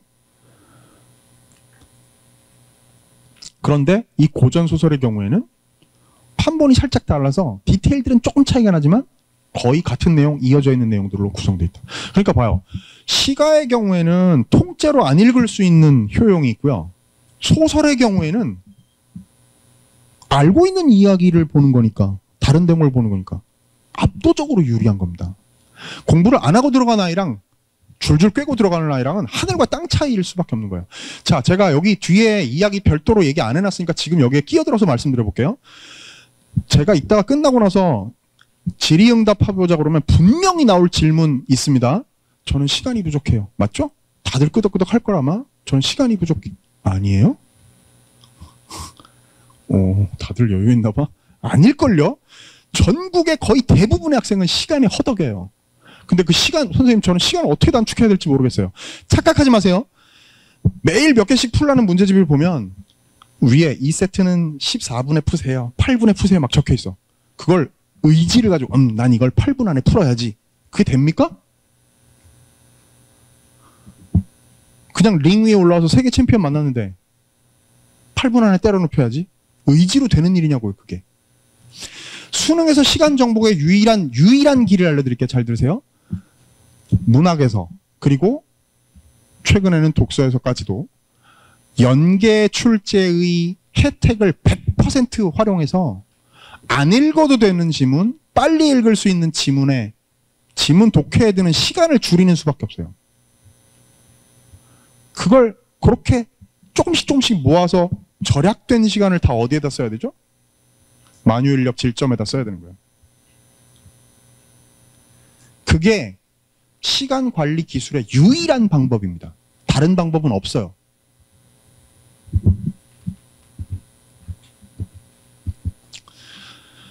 자, 제가 분수를 몇 개 보여드립니다. 잘 보세요. 6분의 4, 7분의 3, 7분의 4, 8분의 4. 저게 뭐냐면 최근에 평가원이 저 지금 보이시죠? 하나, 둘, 셋, 넷, 다섯, 여섯, 일곱 개의 작품으로 4세트를 만든 거야. 요번에는. 그죠? 7분의 분자는 뭐겠어? 연계 출제. 맞죠? 근데 저렇게 다양성이 있습니다. 어떤 경우는 6개의 작품으로 4세트를 만들면서 그 중에 4작품을 연계 출제를 하고요. 어떤 경우는 7분의 3, 7분의 4. 우리가 연계율 알고 계시나요? EBS 연계율이 50%예요. 그러면 연계율은 전체적으로 따지는 거기 때문에 저걸로 그냥 얘기할 수는 없지만 문학 분야로 국한해서 얘기하자면 6분의 4는요 50%를 넘는 겁니다. 맞죠? 7분의 3은 살짝 못 미치는 거고 7분의 4는 넘는 거고요. 근데 지문의 개수를 가지고 7분의 3.5 이럴 수는 없는 거잖아요. 근데 제가 저기다가 8분의 4 해놓고 4에다 괄호를 쳐놨습니다. 저게 뭔지 아세요? 모평에서 한번 이런 적이 있어요. 올해 8개 작품으로 4세트를 만들어 놓고 한 작품이, 그러니까 3작품이 연계 출제가 됐고 하나가 고전 소설이 뭐가 나왔는가 하면요. 춘향전의 다른 판본 버전. 그 얘기는 곧 뭐냐 하면 연계는 아닌데 올해 그 수능 연계 교재는 춘향전에 없었거든요. 연계는 아닌데 연계와 다를 바가 없는 거지. 무슨 얘기인지 이해되셨어요? 그 얘기 읽으면서 얘네들은 이제 얘네들의 러브스토리는 어떻게 될까? 모르는 사람 있나요? 다 알지? 인물, 중요 인물 이몽룡하고 방자 이름만 살짝 바뀌어 있는 지문이에요. 광활로에서 만나게 되는 대목. 누가 몰라 그걸? 전북은 더 자신 있지. 특히나 남원 얘긴데, 그죠? 그러니까 저거는 8분의 4가 아니라 8분의 3이었지만 실질적으로는 8분의 4라는 얘기지.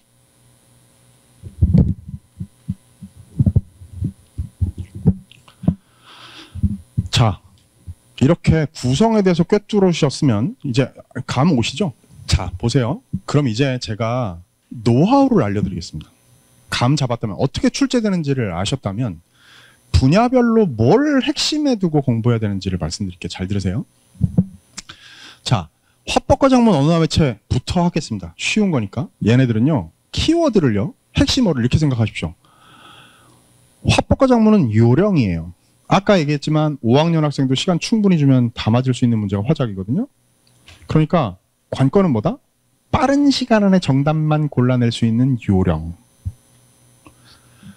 언어와 매체의 핵심은 개념입니다. 아까 제가 말씀드렸죠? 문법의 개념 공부를 탄탄하게 해놓지 않으면 해결을 할 수가 없어요.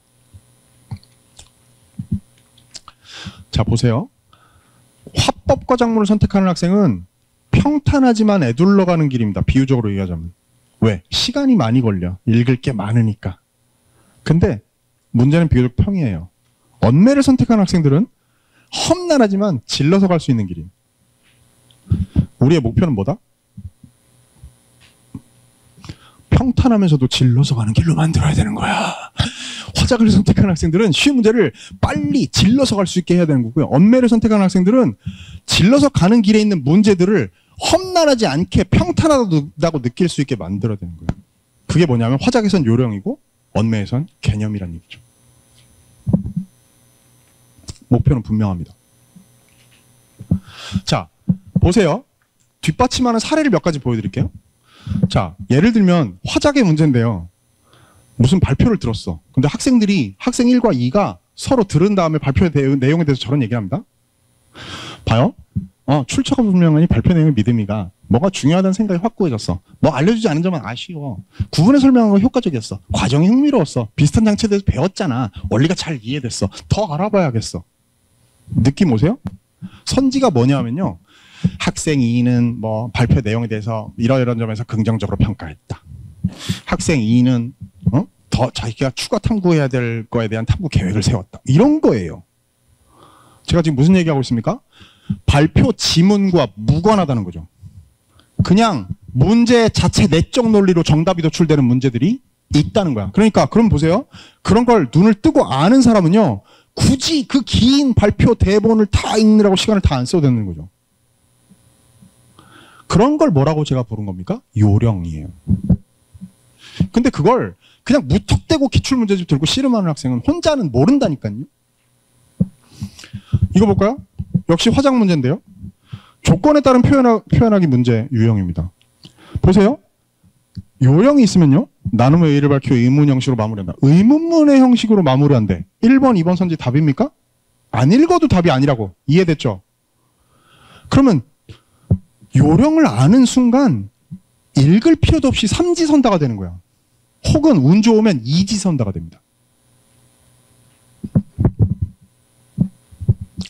자, 언매 볼까요?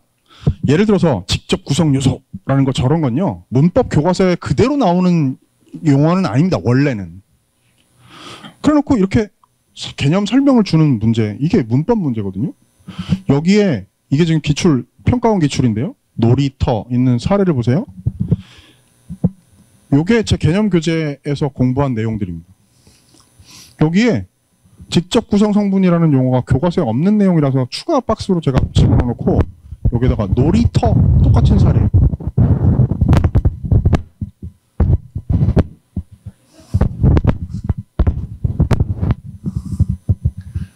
비트박스 한 거예요. 자, 된 것 같은. 네, 비트박스였어요. 자, 놀이터는 합성어냐 파생어냐 여기서 공부한 내용이 그대로 들어가 있다는. 개념 공부를 하면 그 내용이 그대로 문제로 이어지는 분야가 바로 언어다. 그러니까 어떻게? 평탄하면서 질러가는 길로 만들어야 된다. 자, 제가 아까 말씀드렸던 화작 문제에서 센터 문제가 이런 겁니다. 화법과 작문을 다 엮고 있죠. 가도 있고 나도 있고 보이시죠? 문두에. 그리고 기호의 종류가요. 원문자 A, B, C, D, A, B, C. 그 다음에 여기 가나, 글기호. 막 종류가 여러 개가 등장을 해요. 복잡해. 선지가 막 석줄, 넉줄 됩니다. 이게 화작에서 제일 유의해야 될 문제. 센터 문제.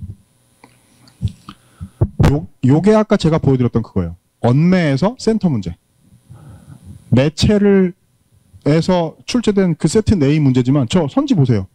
문법 문제죠.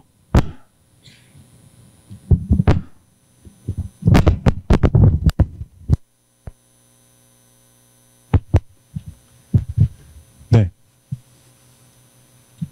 자, 그럼 이제 쉬운 거 치웠고요. 더 복잡하고 심오한 얘기 조금만 더 할게요. 보세요. 문학과 독서의 수능 시험을 한마디로 만약에 정리한다면 뭐냐면요. 네가 방금 읽은 글에 대한 설명 5개를 내가 줄 텐데 그중에서 적절한 거 적절하지 않은 것을 골라내봐. 이게 독서와 문학의 문제입니다. 이해되셨죠? 근데 보세요. 제가 오늘 진짜 독서 문학을 공부하는데 가장 중요한 얘기를 드리려고 합니다. 절대로 잊지 마세요. 내용과 형식이라는 두 개의 축을 기억하십시오. 이런 식으로 설명하는 사람은 적어도 인터넷 강의에서는 저밖에 없을 겁니다. 이게 수능 출제의 근간이 된다는 사실을 아셔야 돼요. 자, 봅니다. 하나하나 볼게요. 내용부터 먼저 해볼까요? 자, 독서는 키워드를 전략이라고 기억하셔야 되는데요. 무턱대고 읽지 말라는 거죠. 전략을 가지고 지문을 읽고 문제를 접근하라는 얘기예요. 내용과 형식이라는 두 개의 축을 문제를 출제하는데 기본 뼈대로 이해하신 바탕 위에서 제 얘기를 들어보십시오. 자, 내용 먼저 얘기할게요. 독서는 이런 겁니다. 보세요. 이제 이것도 저의 고유한 설명인데요. 이게 체계적인 접근입니다. 전략을 가진다는 것은 뭐냐면 독서를 무턱대고 읽는 게 아니고 보세요. 각 분야별로 어떠한 경향성을 띠는지를 파악하는 공부, 지문의 종류에 따라서 어떤 출제 요소가 도출되는지를 볼 줄 아는 공부, 각 독해의 단계에 따라서 전형적으로 어떤 문제 유형이 출제되는지를 아는 공부. 먼저 처음 잘 보세요. 분야별 경향 얘기할게요. 자, 부모님들은 혹시 옛날 생각 한번 떠올려 보실래요? 문과 출신들은 기억하실 텐데 저는 국어교육과 출신이 아니라 대학 국어국문학과 출신입니다. 문과대학 출신인데요. 이제 대학원에서는 국어교육학 문학교육을 했습니다만, 자, 문사철 대학에 가면요 인문대학 문과대학 친구들끼리 서로 자기들이 이제 잘났다고 뻐기는 하고, 야, 인문학의 뿌리는 문사철이지 이럽니다. 사학과 애들은 인문학의 뿌리는 사문철이지 이렇게 얘기한다고요. 철학과 애들은 철사문이지 이렇게 얘기하거든요. 정답은 뭐게요? 문사철이죠. 아니 수능에서도 그렇잖아요. 문학이 제일 중요하니까 문학은 17문제 독립적으로 다루는 거 아닙니까? 나머지 사학이나 철학은 기껏해야 인문지문 하나 정도 몇 문제 한 대여섯 문제 나오는 거죠. 비교도 안 돼요. 문사철이죠. 그죠? 자, 제가 이 얘기를 농담 삼아 드린 이유는 뭐냐면, 자 보세요. 인문학의 뿌리라고 누구나 이야기하는 문학, 역사, 철학. 문학은요 너무 중요해서 수능에서 17문제를 따로 다룹니다. 남는 게 뭐죠? 사학과 철학. 그 얘기 보면 뭐냐면 수능 독서의 인문지문은요 역사 아니면 철학이 나온다는 얘기예요. 그럴 수밖에 없다는 얘기죠. 그리고 제가 얼핏 얘기했었습니다만 보세요. 이게 올해 수능 지문인데 철학이 아니라 역사로 출제되니까 이번 수능이 국어가 상대적으로 쉬운데 어느 정도 기능을 했다고 봅니다. 물론 문제는 어려운 문제가 있었습니다만 지문에 대한 학생들의 어떤 자신감이나 접근의 그 태도 면에서는 확 다르죠, 느낌이. 철학 나올 때하고. 작년의 수능이 엄청난 어려운 수능이었을 때 작년 수능이 이 인문 주제통합 자리가 뭐였는가 하면요. 그러니까 가글에다가 노자에 대한 한비자의 해석이고요. 나글이 노자에 대한 송, 원, 명, 청, 나라 각각의 학자들을, 그러니까 학자만 막 6, 7명이 막 등장해요. 문제에 등장하는 사람까지 하면 7명의 학자의 관점을 비교해야 됩니다. 정신없어요. 그냥 속된 말로 멘탈이 털립니다, 그냥.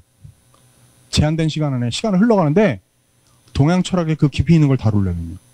이건 좀 다르죠, 느낌. 어떤 분야에 뭐가 출제되고 최근에 어떤 트렌드인지를 알아둬야 됩니다. 살짝 맛만 보여드렸습니다. 종류별로 요소라는 건 무슨 얘기냐면, 잘 보세요. 지문이요. 자, 보세요. 지문의 이게 이런 겁니다. 자, 제가 좀 전에 말씀드렸던 작년 수능 인문 지문의 문제인데요. 학자들의 관점을 비교하는 문제. 이게 인문의 핵심이라고요. 자, 보세요. 역사학이나 철학이나 간에 핵심이 뭐냐면 관점이에요. 그죠? 그래서 인문이 어렵고 심오한 거잖아요. 정답이 없으니까. 수학이나 과학은 답이 딱 떨어지지만 인문학은 훨씬 더 풍부하고 풍요로운 과목이라고. 그죠? 관점이 서로 다르기 때문에. 관점의 타당성에 관한 논리적 싸움이 인문학 아닙니까? 자, 관점을 비교하는 아까 말씀드렸던 그런 노자에 관한 해석에 관한 지문이 나오니까 이렇게 보세요. 문제 출제 요소가 뭐죠? 학자들의 관점을 비교하는 문제가 출제될 수밖에 없는 거죠. 자, 요게 요번에 과학기술 지문 수능의 문제입니다. 과학기술 핵심 뭐라고요? 원리. 그걸 저 강아지 그림, 이미지의 노이즈 관련된 문제로 거의 저 사례에다 적용하는 거예요.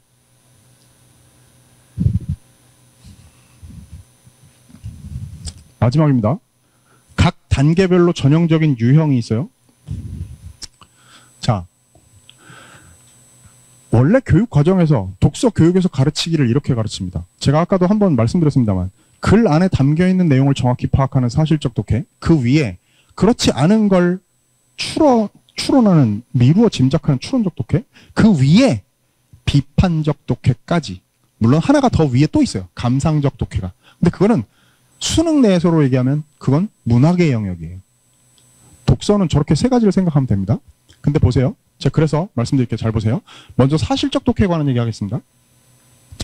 과거에 벌써 이거 꽤 오래됐는데 독서에 관련된 무슨 수능에 관련된 책을 낸 적이 있습니다. 이게 제 캐리커처라고 그려놓은 거예요. 법적인 대응을 준비하고 있습니다. 근데 저 책에서 제가 이런 사례를 들었습니다. 과거에 그 책에 있던 부분인데요. 과거의 수능 문제에서 가져온 건데 잘 보세요. 수능 독서의 문제가 지문 안에 저기 지금 기역, 니은, 디귿, 리을 이렇게 밑줄을 그어놓은 부분을 제가 따놓은 거고요. 해당되는 선지를 가져온 거예요. 볼까요? 1번만 한번 보겠습니다. 지문 안에 밑줄을 저런 데다 그어놓는 거야. 대상의 개념이나 용도 및 현존으로부터의 완전한 거리두기. 저거 철학 지문이었는데요. 윗글의 내용과 일치하지 않는 것은 이렇게 해놓고 선지 1번 볼게요. 대상에 대한 지식이나 대상의 유용성, 실제 여부 등에 대한 관심을 철저히 도외시하는 심리적 태도. 눈에 보이십니까? 제가 색깔별로 일부러 저렇게 링크해 놓은 거 보이시죠? 결국 뭐라는 거죠? 지문 안에 담겨있는 정보를 의미가가 훼손되지 않는 다른 말로 바꾸어서 선지를 구성한 것. 저게 출제자가 하는 일입니다. 저 둘이 의미가 동일하다라고 판단할 수 있는가? 그게 학생들에게 묻는 지점이라는 거예요.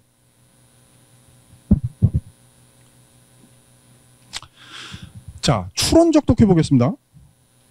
이거 제가 과거에 수능 완성 집필했을 때 동물의 이동에 관련된 그 지문을 막 생물학 지문을 공부해가지고 막 지문을 만들어서 문제를 냈어요.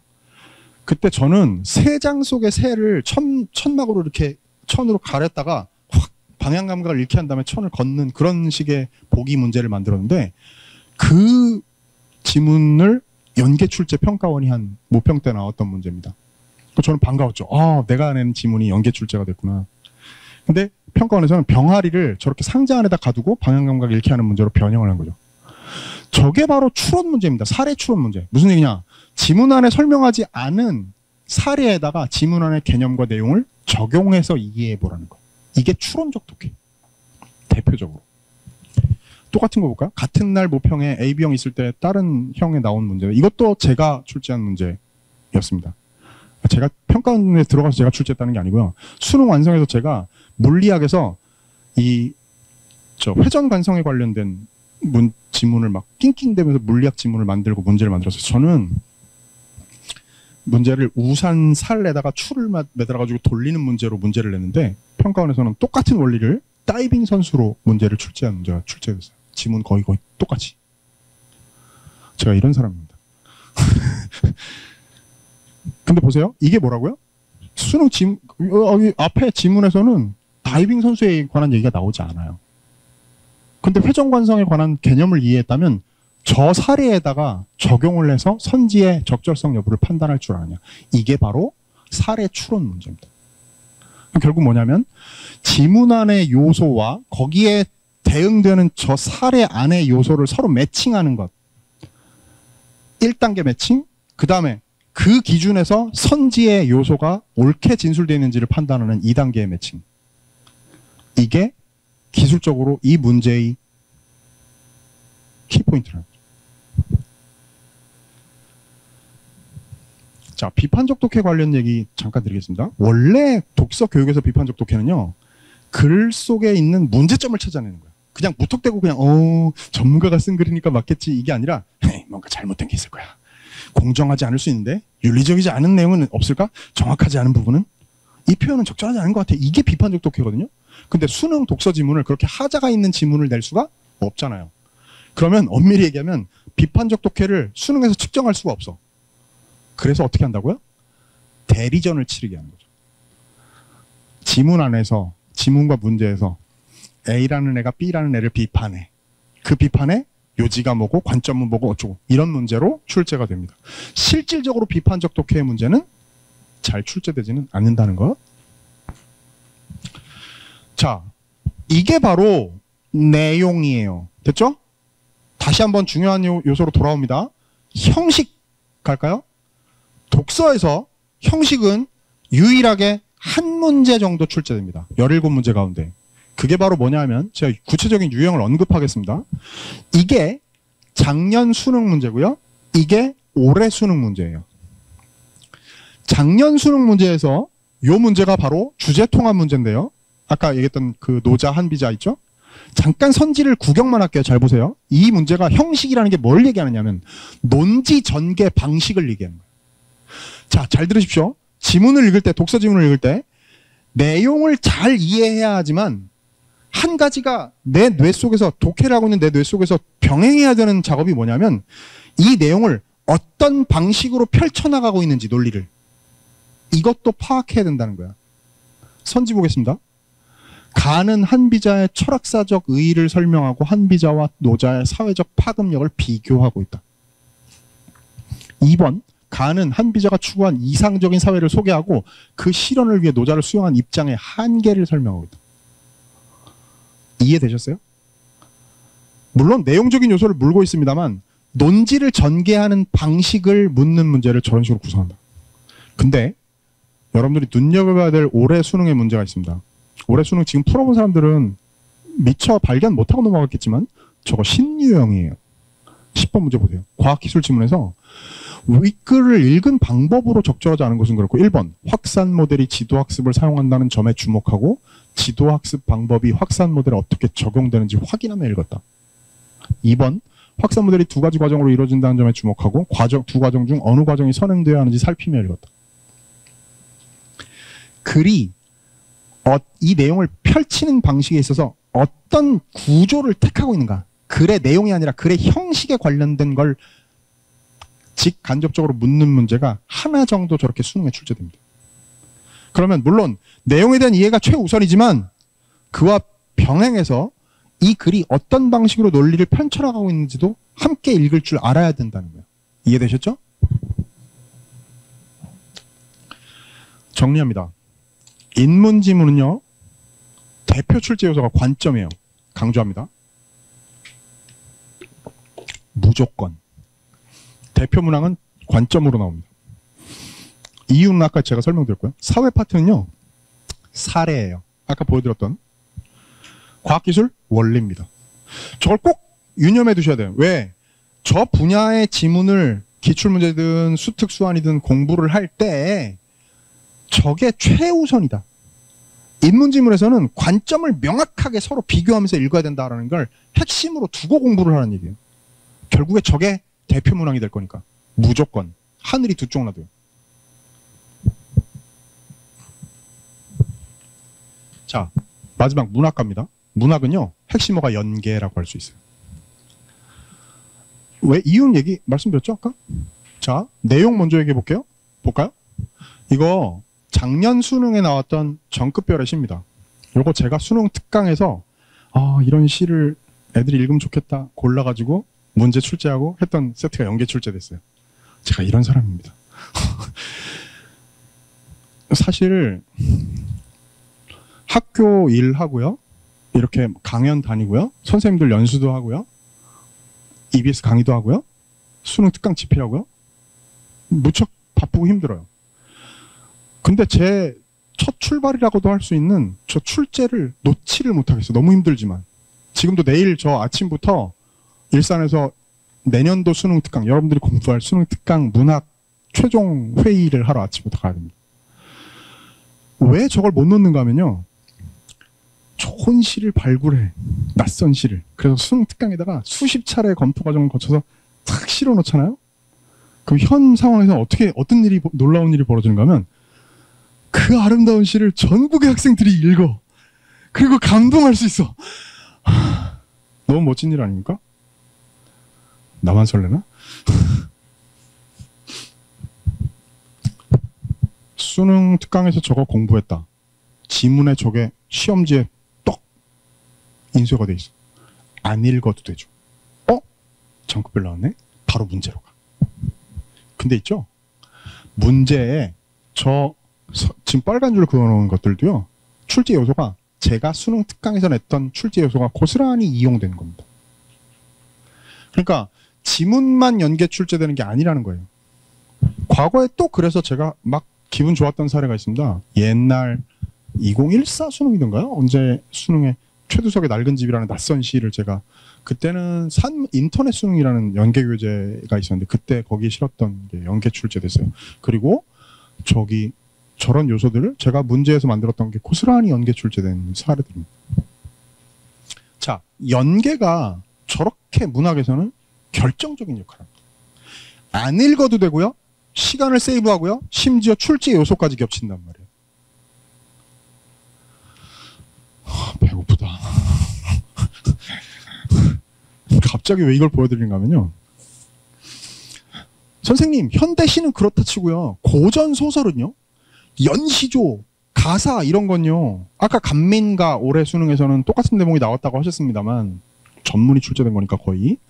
근데 연시조 같은 거 다른 대목이 나올 수도 있잖아요. 안 배운 대목이 나올 수도 있잖아요. 잘 보세요.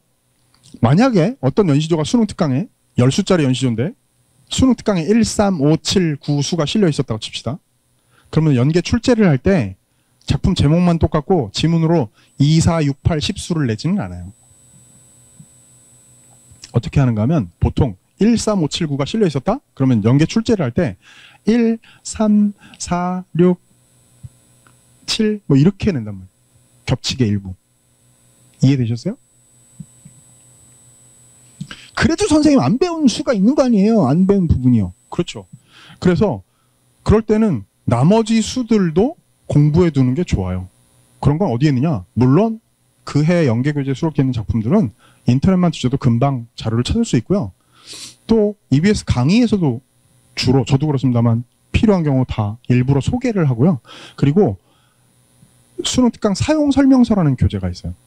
그것도 이제 필진들이 쓰는 책이거든요. 저도 제 부분은 제가 집필을 했는데요. 거기에 일부러 뒤에 코너로 실어 놓죠. 그런 걸 참고하면 될 거예요. 김밥 왜 보여드리냐? 안 배운 수가 나오면 어떻게 해요, 선생님? 자, 저기 들어가는 소세지가 여기 들어가는 소세지예요. 여기 들어가는 오이가 저기 들어가는 오이라고요.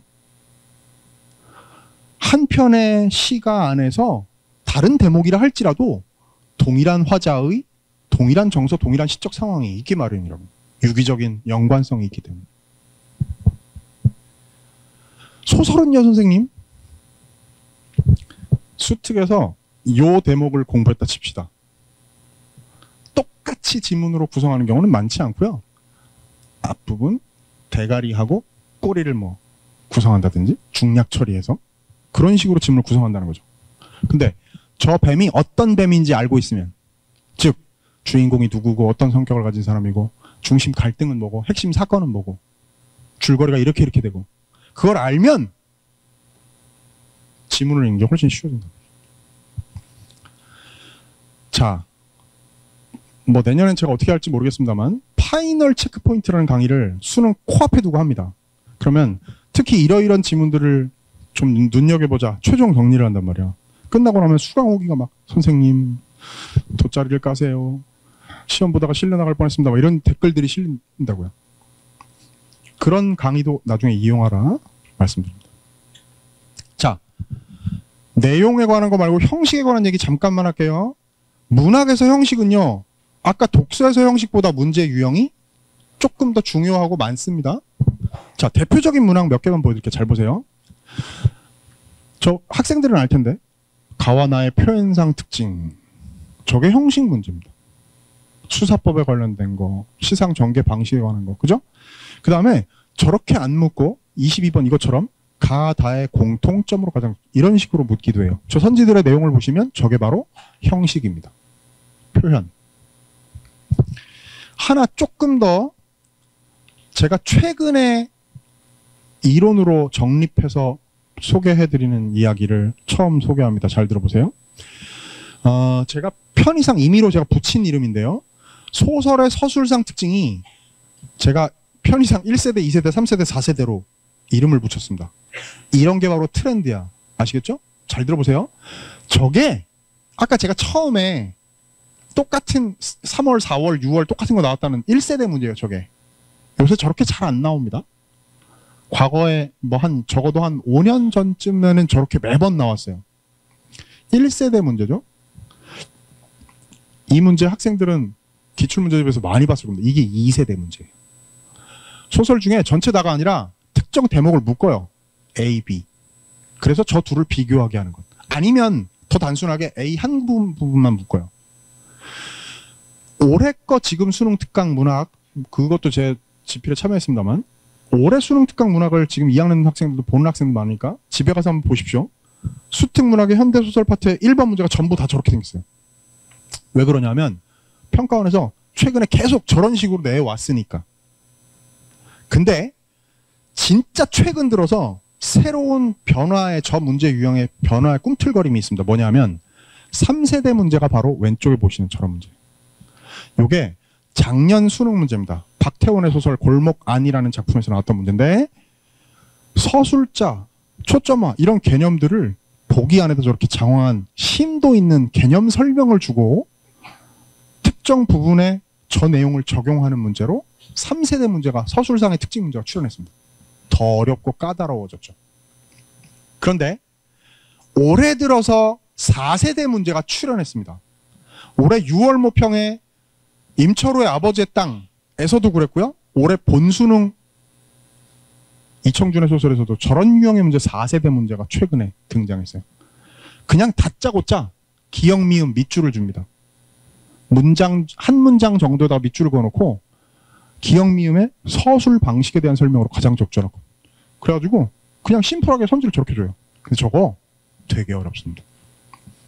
답 골라내기가 까다로운 건 뭐 또 그렇다 치고 되게 심오한 문제야. 실제로는. 전문가가 저 서사 이론의 전문가가 출제했다는 걸 전문가만 알아볼 수 있는 문제입니다. 사실은. 정확한 서술상의 특징에 관련된 서사 이론에 박식한 사람이 아니면 낼 수 없는 문제로 저렇게 출제가 돼요. 저 문제를요. 그냥 답 찾았다. 끝나고 그냥 답 맞히고 넘어가는 사람은 깊이 있는 제대로 된 공부 못하는 사람입니다. 자, 학생들 메모했다가 꼭 눈여겨 다시 보세요.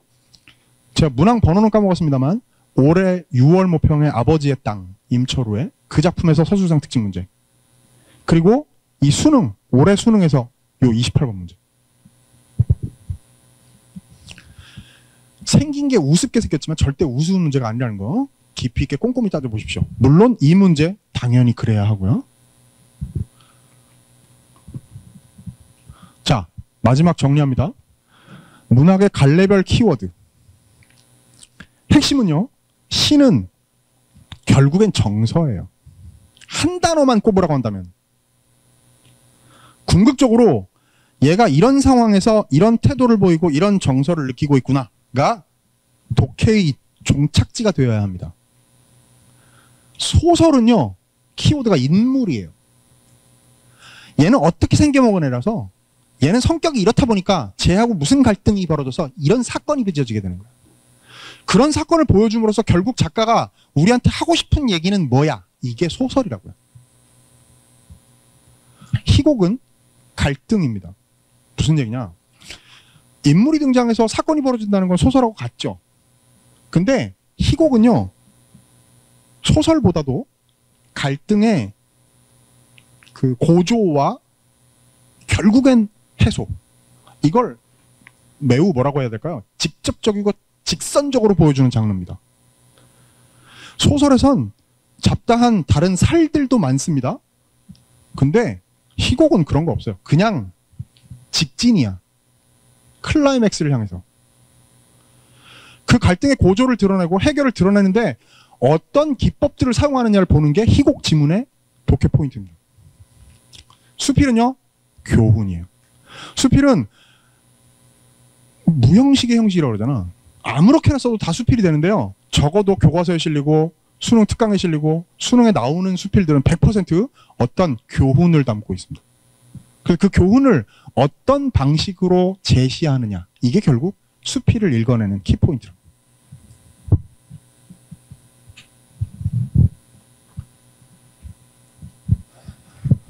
내용적인 얘기는 다 끝났습니다. 아직 시간 많다고요?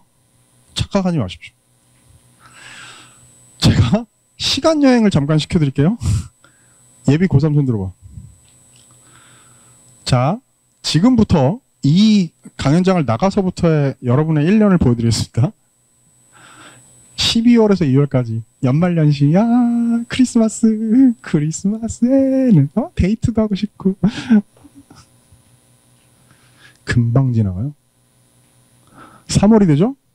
긴장돼서 3월 첫 학평을 치릅니다. 서울시 교육청에서 출제한. 욕심을 내고 열심히 공부한 사람일수록 실망이 더 클 수 있어요. 근데 누구는 기쁨을, 누구는 좌절을 느끼는 그 새 4월, 5월 때, 원래는 4월에 경기도 학평이 있었는데 5월 초로 지금 넘어갔습니다. 그래서 4월, 5월에 학평 있죠? 중간고사 봐야 돼요. 체육대회 하죠. 소풍 가죠. 막 각종 행사가 있습니다. 정신 못 차리고 2달이 그냥 순삭이에요. 그냥. 그러고 나면 6월 가면 그 중요한 평가원에 2026 수능을 이렇게 낼 거야 라고 니네들을 간보는 시간. 얘네들이 어떤 집단인가 한번 평가를 쓱 던져보는 시간. 이번에 이렇게 낼 거라는 중요한 시험인 6월 모평이 기다리고 있습니다. 금방 하나씩 지워나갔어야 되는데 죄송해요. 1학기가 이렇게 순삭됩니다. 7월 되죠? 학평이 있어요. 인천시 교육청. 기말고사 있습니다. 그래서 3학년 1학기까지는 그래도 내신들 신경 쓰잖아. 그러니까 막 중간고사, 기말고사에 학평이 있죠. 막 정신없어요. 금방 지나가고요. 8월에서 9월까지 수시 준비해야 되죠. 접수해야 되죠. 9월 모평이 있습니다. 추석이 보통 9월에 있어서 제가 저렇게 집어넣고 나서 보니까 내년에는 10월에 있더라고요. 10월에 뭐 한 일주일 정도 쉬던데 설레요? 지금도 설마 설레니 지금? 정신 못 차린 거죠. 그 일주일은 진짜 마지막 반전의 기회가 될 거라고. 자, 지나갑니다. 10월에 마지막 서울시 학평이 기다리고 있어요. 그러고 나면 중간고사 봅니다. 그러고 나면 뭔지 아세요? 수능이에요. 아직 시간 많다고요? 천만의 말씀.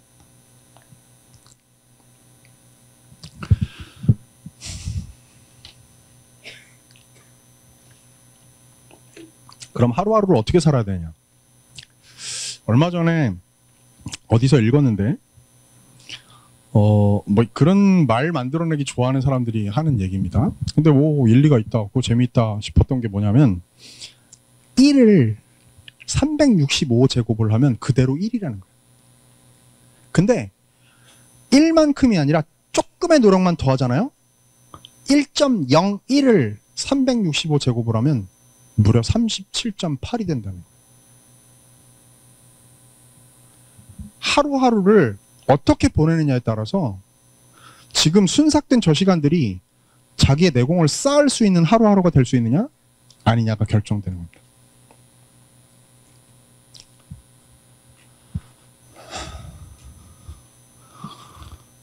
전주였는데 보너스 꿀팁 드려야죠. 그죠? EBSI에 저는 뭐 EBS 직원이 아니고요. 저는 경기도 교육청 소속의 교육공무원입니다. EBS를 홍보하고자 하는 게 아니에요. 그런데 학생들이 모르는 유용한 팁을 드리려고 합니다. 학생들은 그냥 강의만 봐요. 그리고 심지어 전국의 고등학생들이 EBSI에 아이디는 다 있어. 비번을 몰라서 그렇지. 그죠? 매번 뭐 들어야 할 때마다 재발급 받고 있잖아 지금. 그지? 근데 저거 어떤 돈으로 운영하는 건지 아십니까? 부모님이 낸 세금으로 운영하는 거예요. 알찬 콘텐츠가 엄청 많습니다.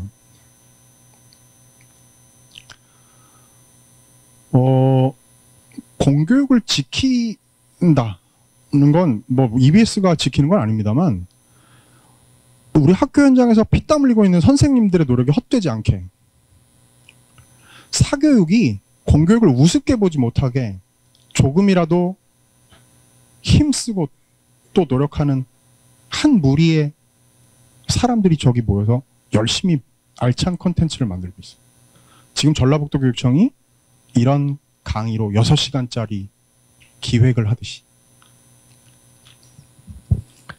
기출문제 탭에 들어가시면요.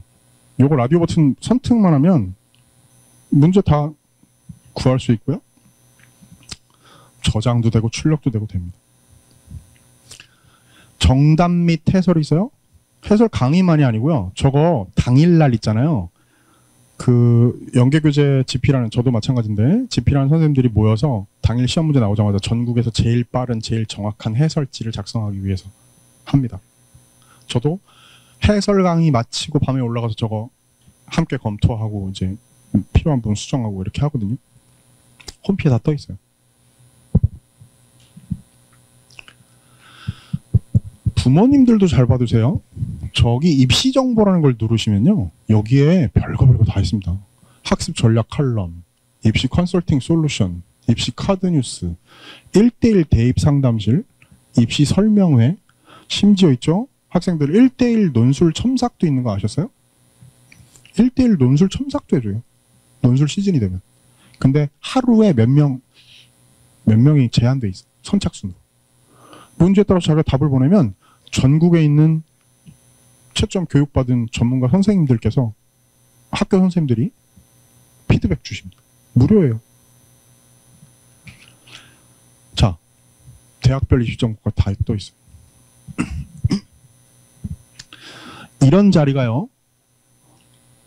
EBSI에 들어가도요. 저렇게 온라인 입설 이런 게 있습니다. 입시 설명회 누르시면요. 뭐 예비 고2 꼭 알아야 할 6가지 입시 정보 이런 게 영상이 떠 있어요. 진로 진학 입시 전문가 선생님들이 저기에 클립들을 올려놓습니다. 유용하죠, 당연히. 몰라서 사용 안 하는 거예요. 뭘로 만든다고요? 우리가 낸 세금으로 만든 거예요. 제가 진짜 마지막으로 한 말씀만 드립니다. 요게 옛날 이게 지금 2011학년도 수능 때니까 2012학년도 수능 때니까 오래전이죠. 어떤 수학 선생님의 교육대학원 논문에 등장하는 사례입니다. 실제 어떤 학생의 성적표인데요. 보세요. 7월달 학평 원점수 100분이 58 등급 4, 9월 100분이 65 등급 4, 10월 100분이 82 등급 3, 수능 100분이 91 등급 2. 저런 드라마틱한 상승이 다른 뭐 탐구 과목도 아니고 수학에서 실제로 저 인증한 성적표 보세요. 91에 2등급. 자, 58 100분위에 4등급 맞았던 애가 본수능 가서 91에 2등급을 받았다고. 물론 흔한 사례는 아니겠죠. 근데 저 교육대학원 수학 선생님의 저 논문의 요지가 뭔지 아십니까? 저 사례를 소개하면서 저 아이가 어떤 방법으로 공부했는지를 소개한 걸 제가 여러분들한테 말씀드리려는 거예요. 쟤는요, 뭘 했을까요? 똑똑해지는 약을 먹었을까요? 철저하게 자기 실수를 분석하고 차단하는 작업을 했답니다. 다른 말로 뭐 똑같은 개념은 아닙니다만 실질적으로 오답 노트를 만들고 관리한 거예요. 내가 반복적으로 실수하는 패턴이 뭔지를 분석해서 그걸 차단해 나가는 거죠. 없애는 거예요. 국어도 마찬가지입니다. 오답 노트를 만들 수는 없죠. 지문을 어떻게 할 거예요? 오려서 붙이죠. 뭐 뒷장에 틀린 건 어떻게 할 건데. 그죠? 국어는 오답 노트에 적절한 과목은 아닙니다만 내가 반복적으로 내 시험 수험의 역사상 어떤 분야가 취약하고 어떤 문제 유형들을 내가 어려워하는지 같은 것들을 자꾸 발견을 해서 그걸 차단해 줘야 돼요. 방법을 찾아야죠.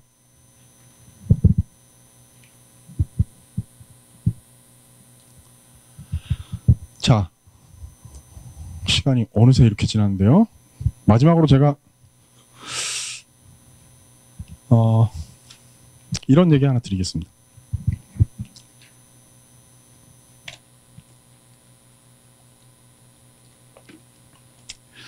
우리나라 사람들한테 중산층이라는 게 뭐냐라고 설문조사를 해보면 대체로 이런 답이 나온다 그래요. 30평대의 아파트를 대출 없이 갖고 있을 것, 월 500만 원 이상의 월급을 받을 것, 통장에 1억 원 이상의 예금 잔고가 있을 것, 2000cc 이상의 자동차를 소유하고 있을 것, 그러면서 1년에 한 번씩 해외여행을 갈 것. 이 정도면 우리 사회에서 중산층이다. 이렇게 사람들이 인식한다고 합니다. 생각만 해도 설렌다. 좋겠다, 그죠? 여러분들이 열심히 공부해서 대학 입시에서 목표를 이루고 저렇게 안정적인, 누구나 중산층이라면 저 정도는 갖추어야 된다라고 생각하고 있는 저런 삶을 누릴 수 있게 되면 좋겠습니다.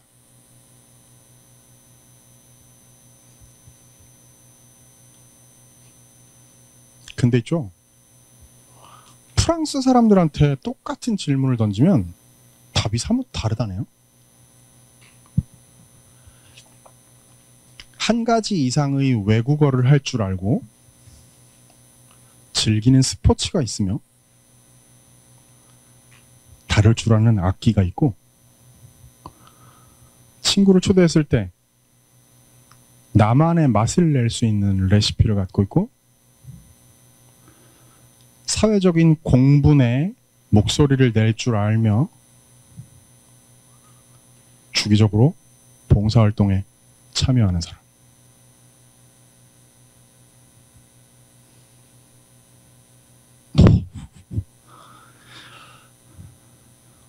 우리가 졌다, 그죠?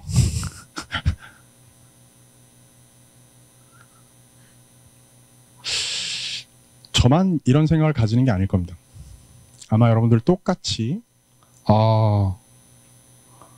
앞에 봤던 중산층의 삶보다 저렇게 사는 삶을 살았으면 내가, 내 아이가 그렇게 생각할 겁니다. 저는 여기 와 있는 학생들이 눈앞에 있는 수능 성적 몇 점 더 받는 것, 그것이 인생의 궁극적인 목적이 되지 않기를, 1이 아니라 1.01을 365번 곱하는 그 일을 해나가는 것이 삶의 기쁨, 공부의 즐거움으로 이어지고 궁극적으로는 우리가 저렇게 멋지고 그윽한 인생을 살 수 있는, 그냥 지겹기만 한 수험생으로서의 하루하루가 아닌 멋진 삶을 예비하는 알찬 하루하루가 되기를 간절히 기원합니다. 감사합니다.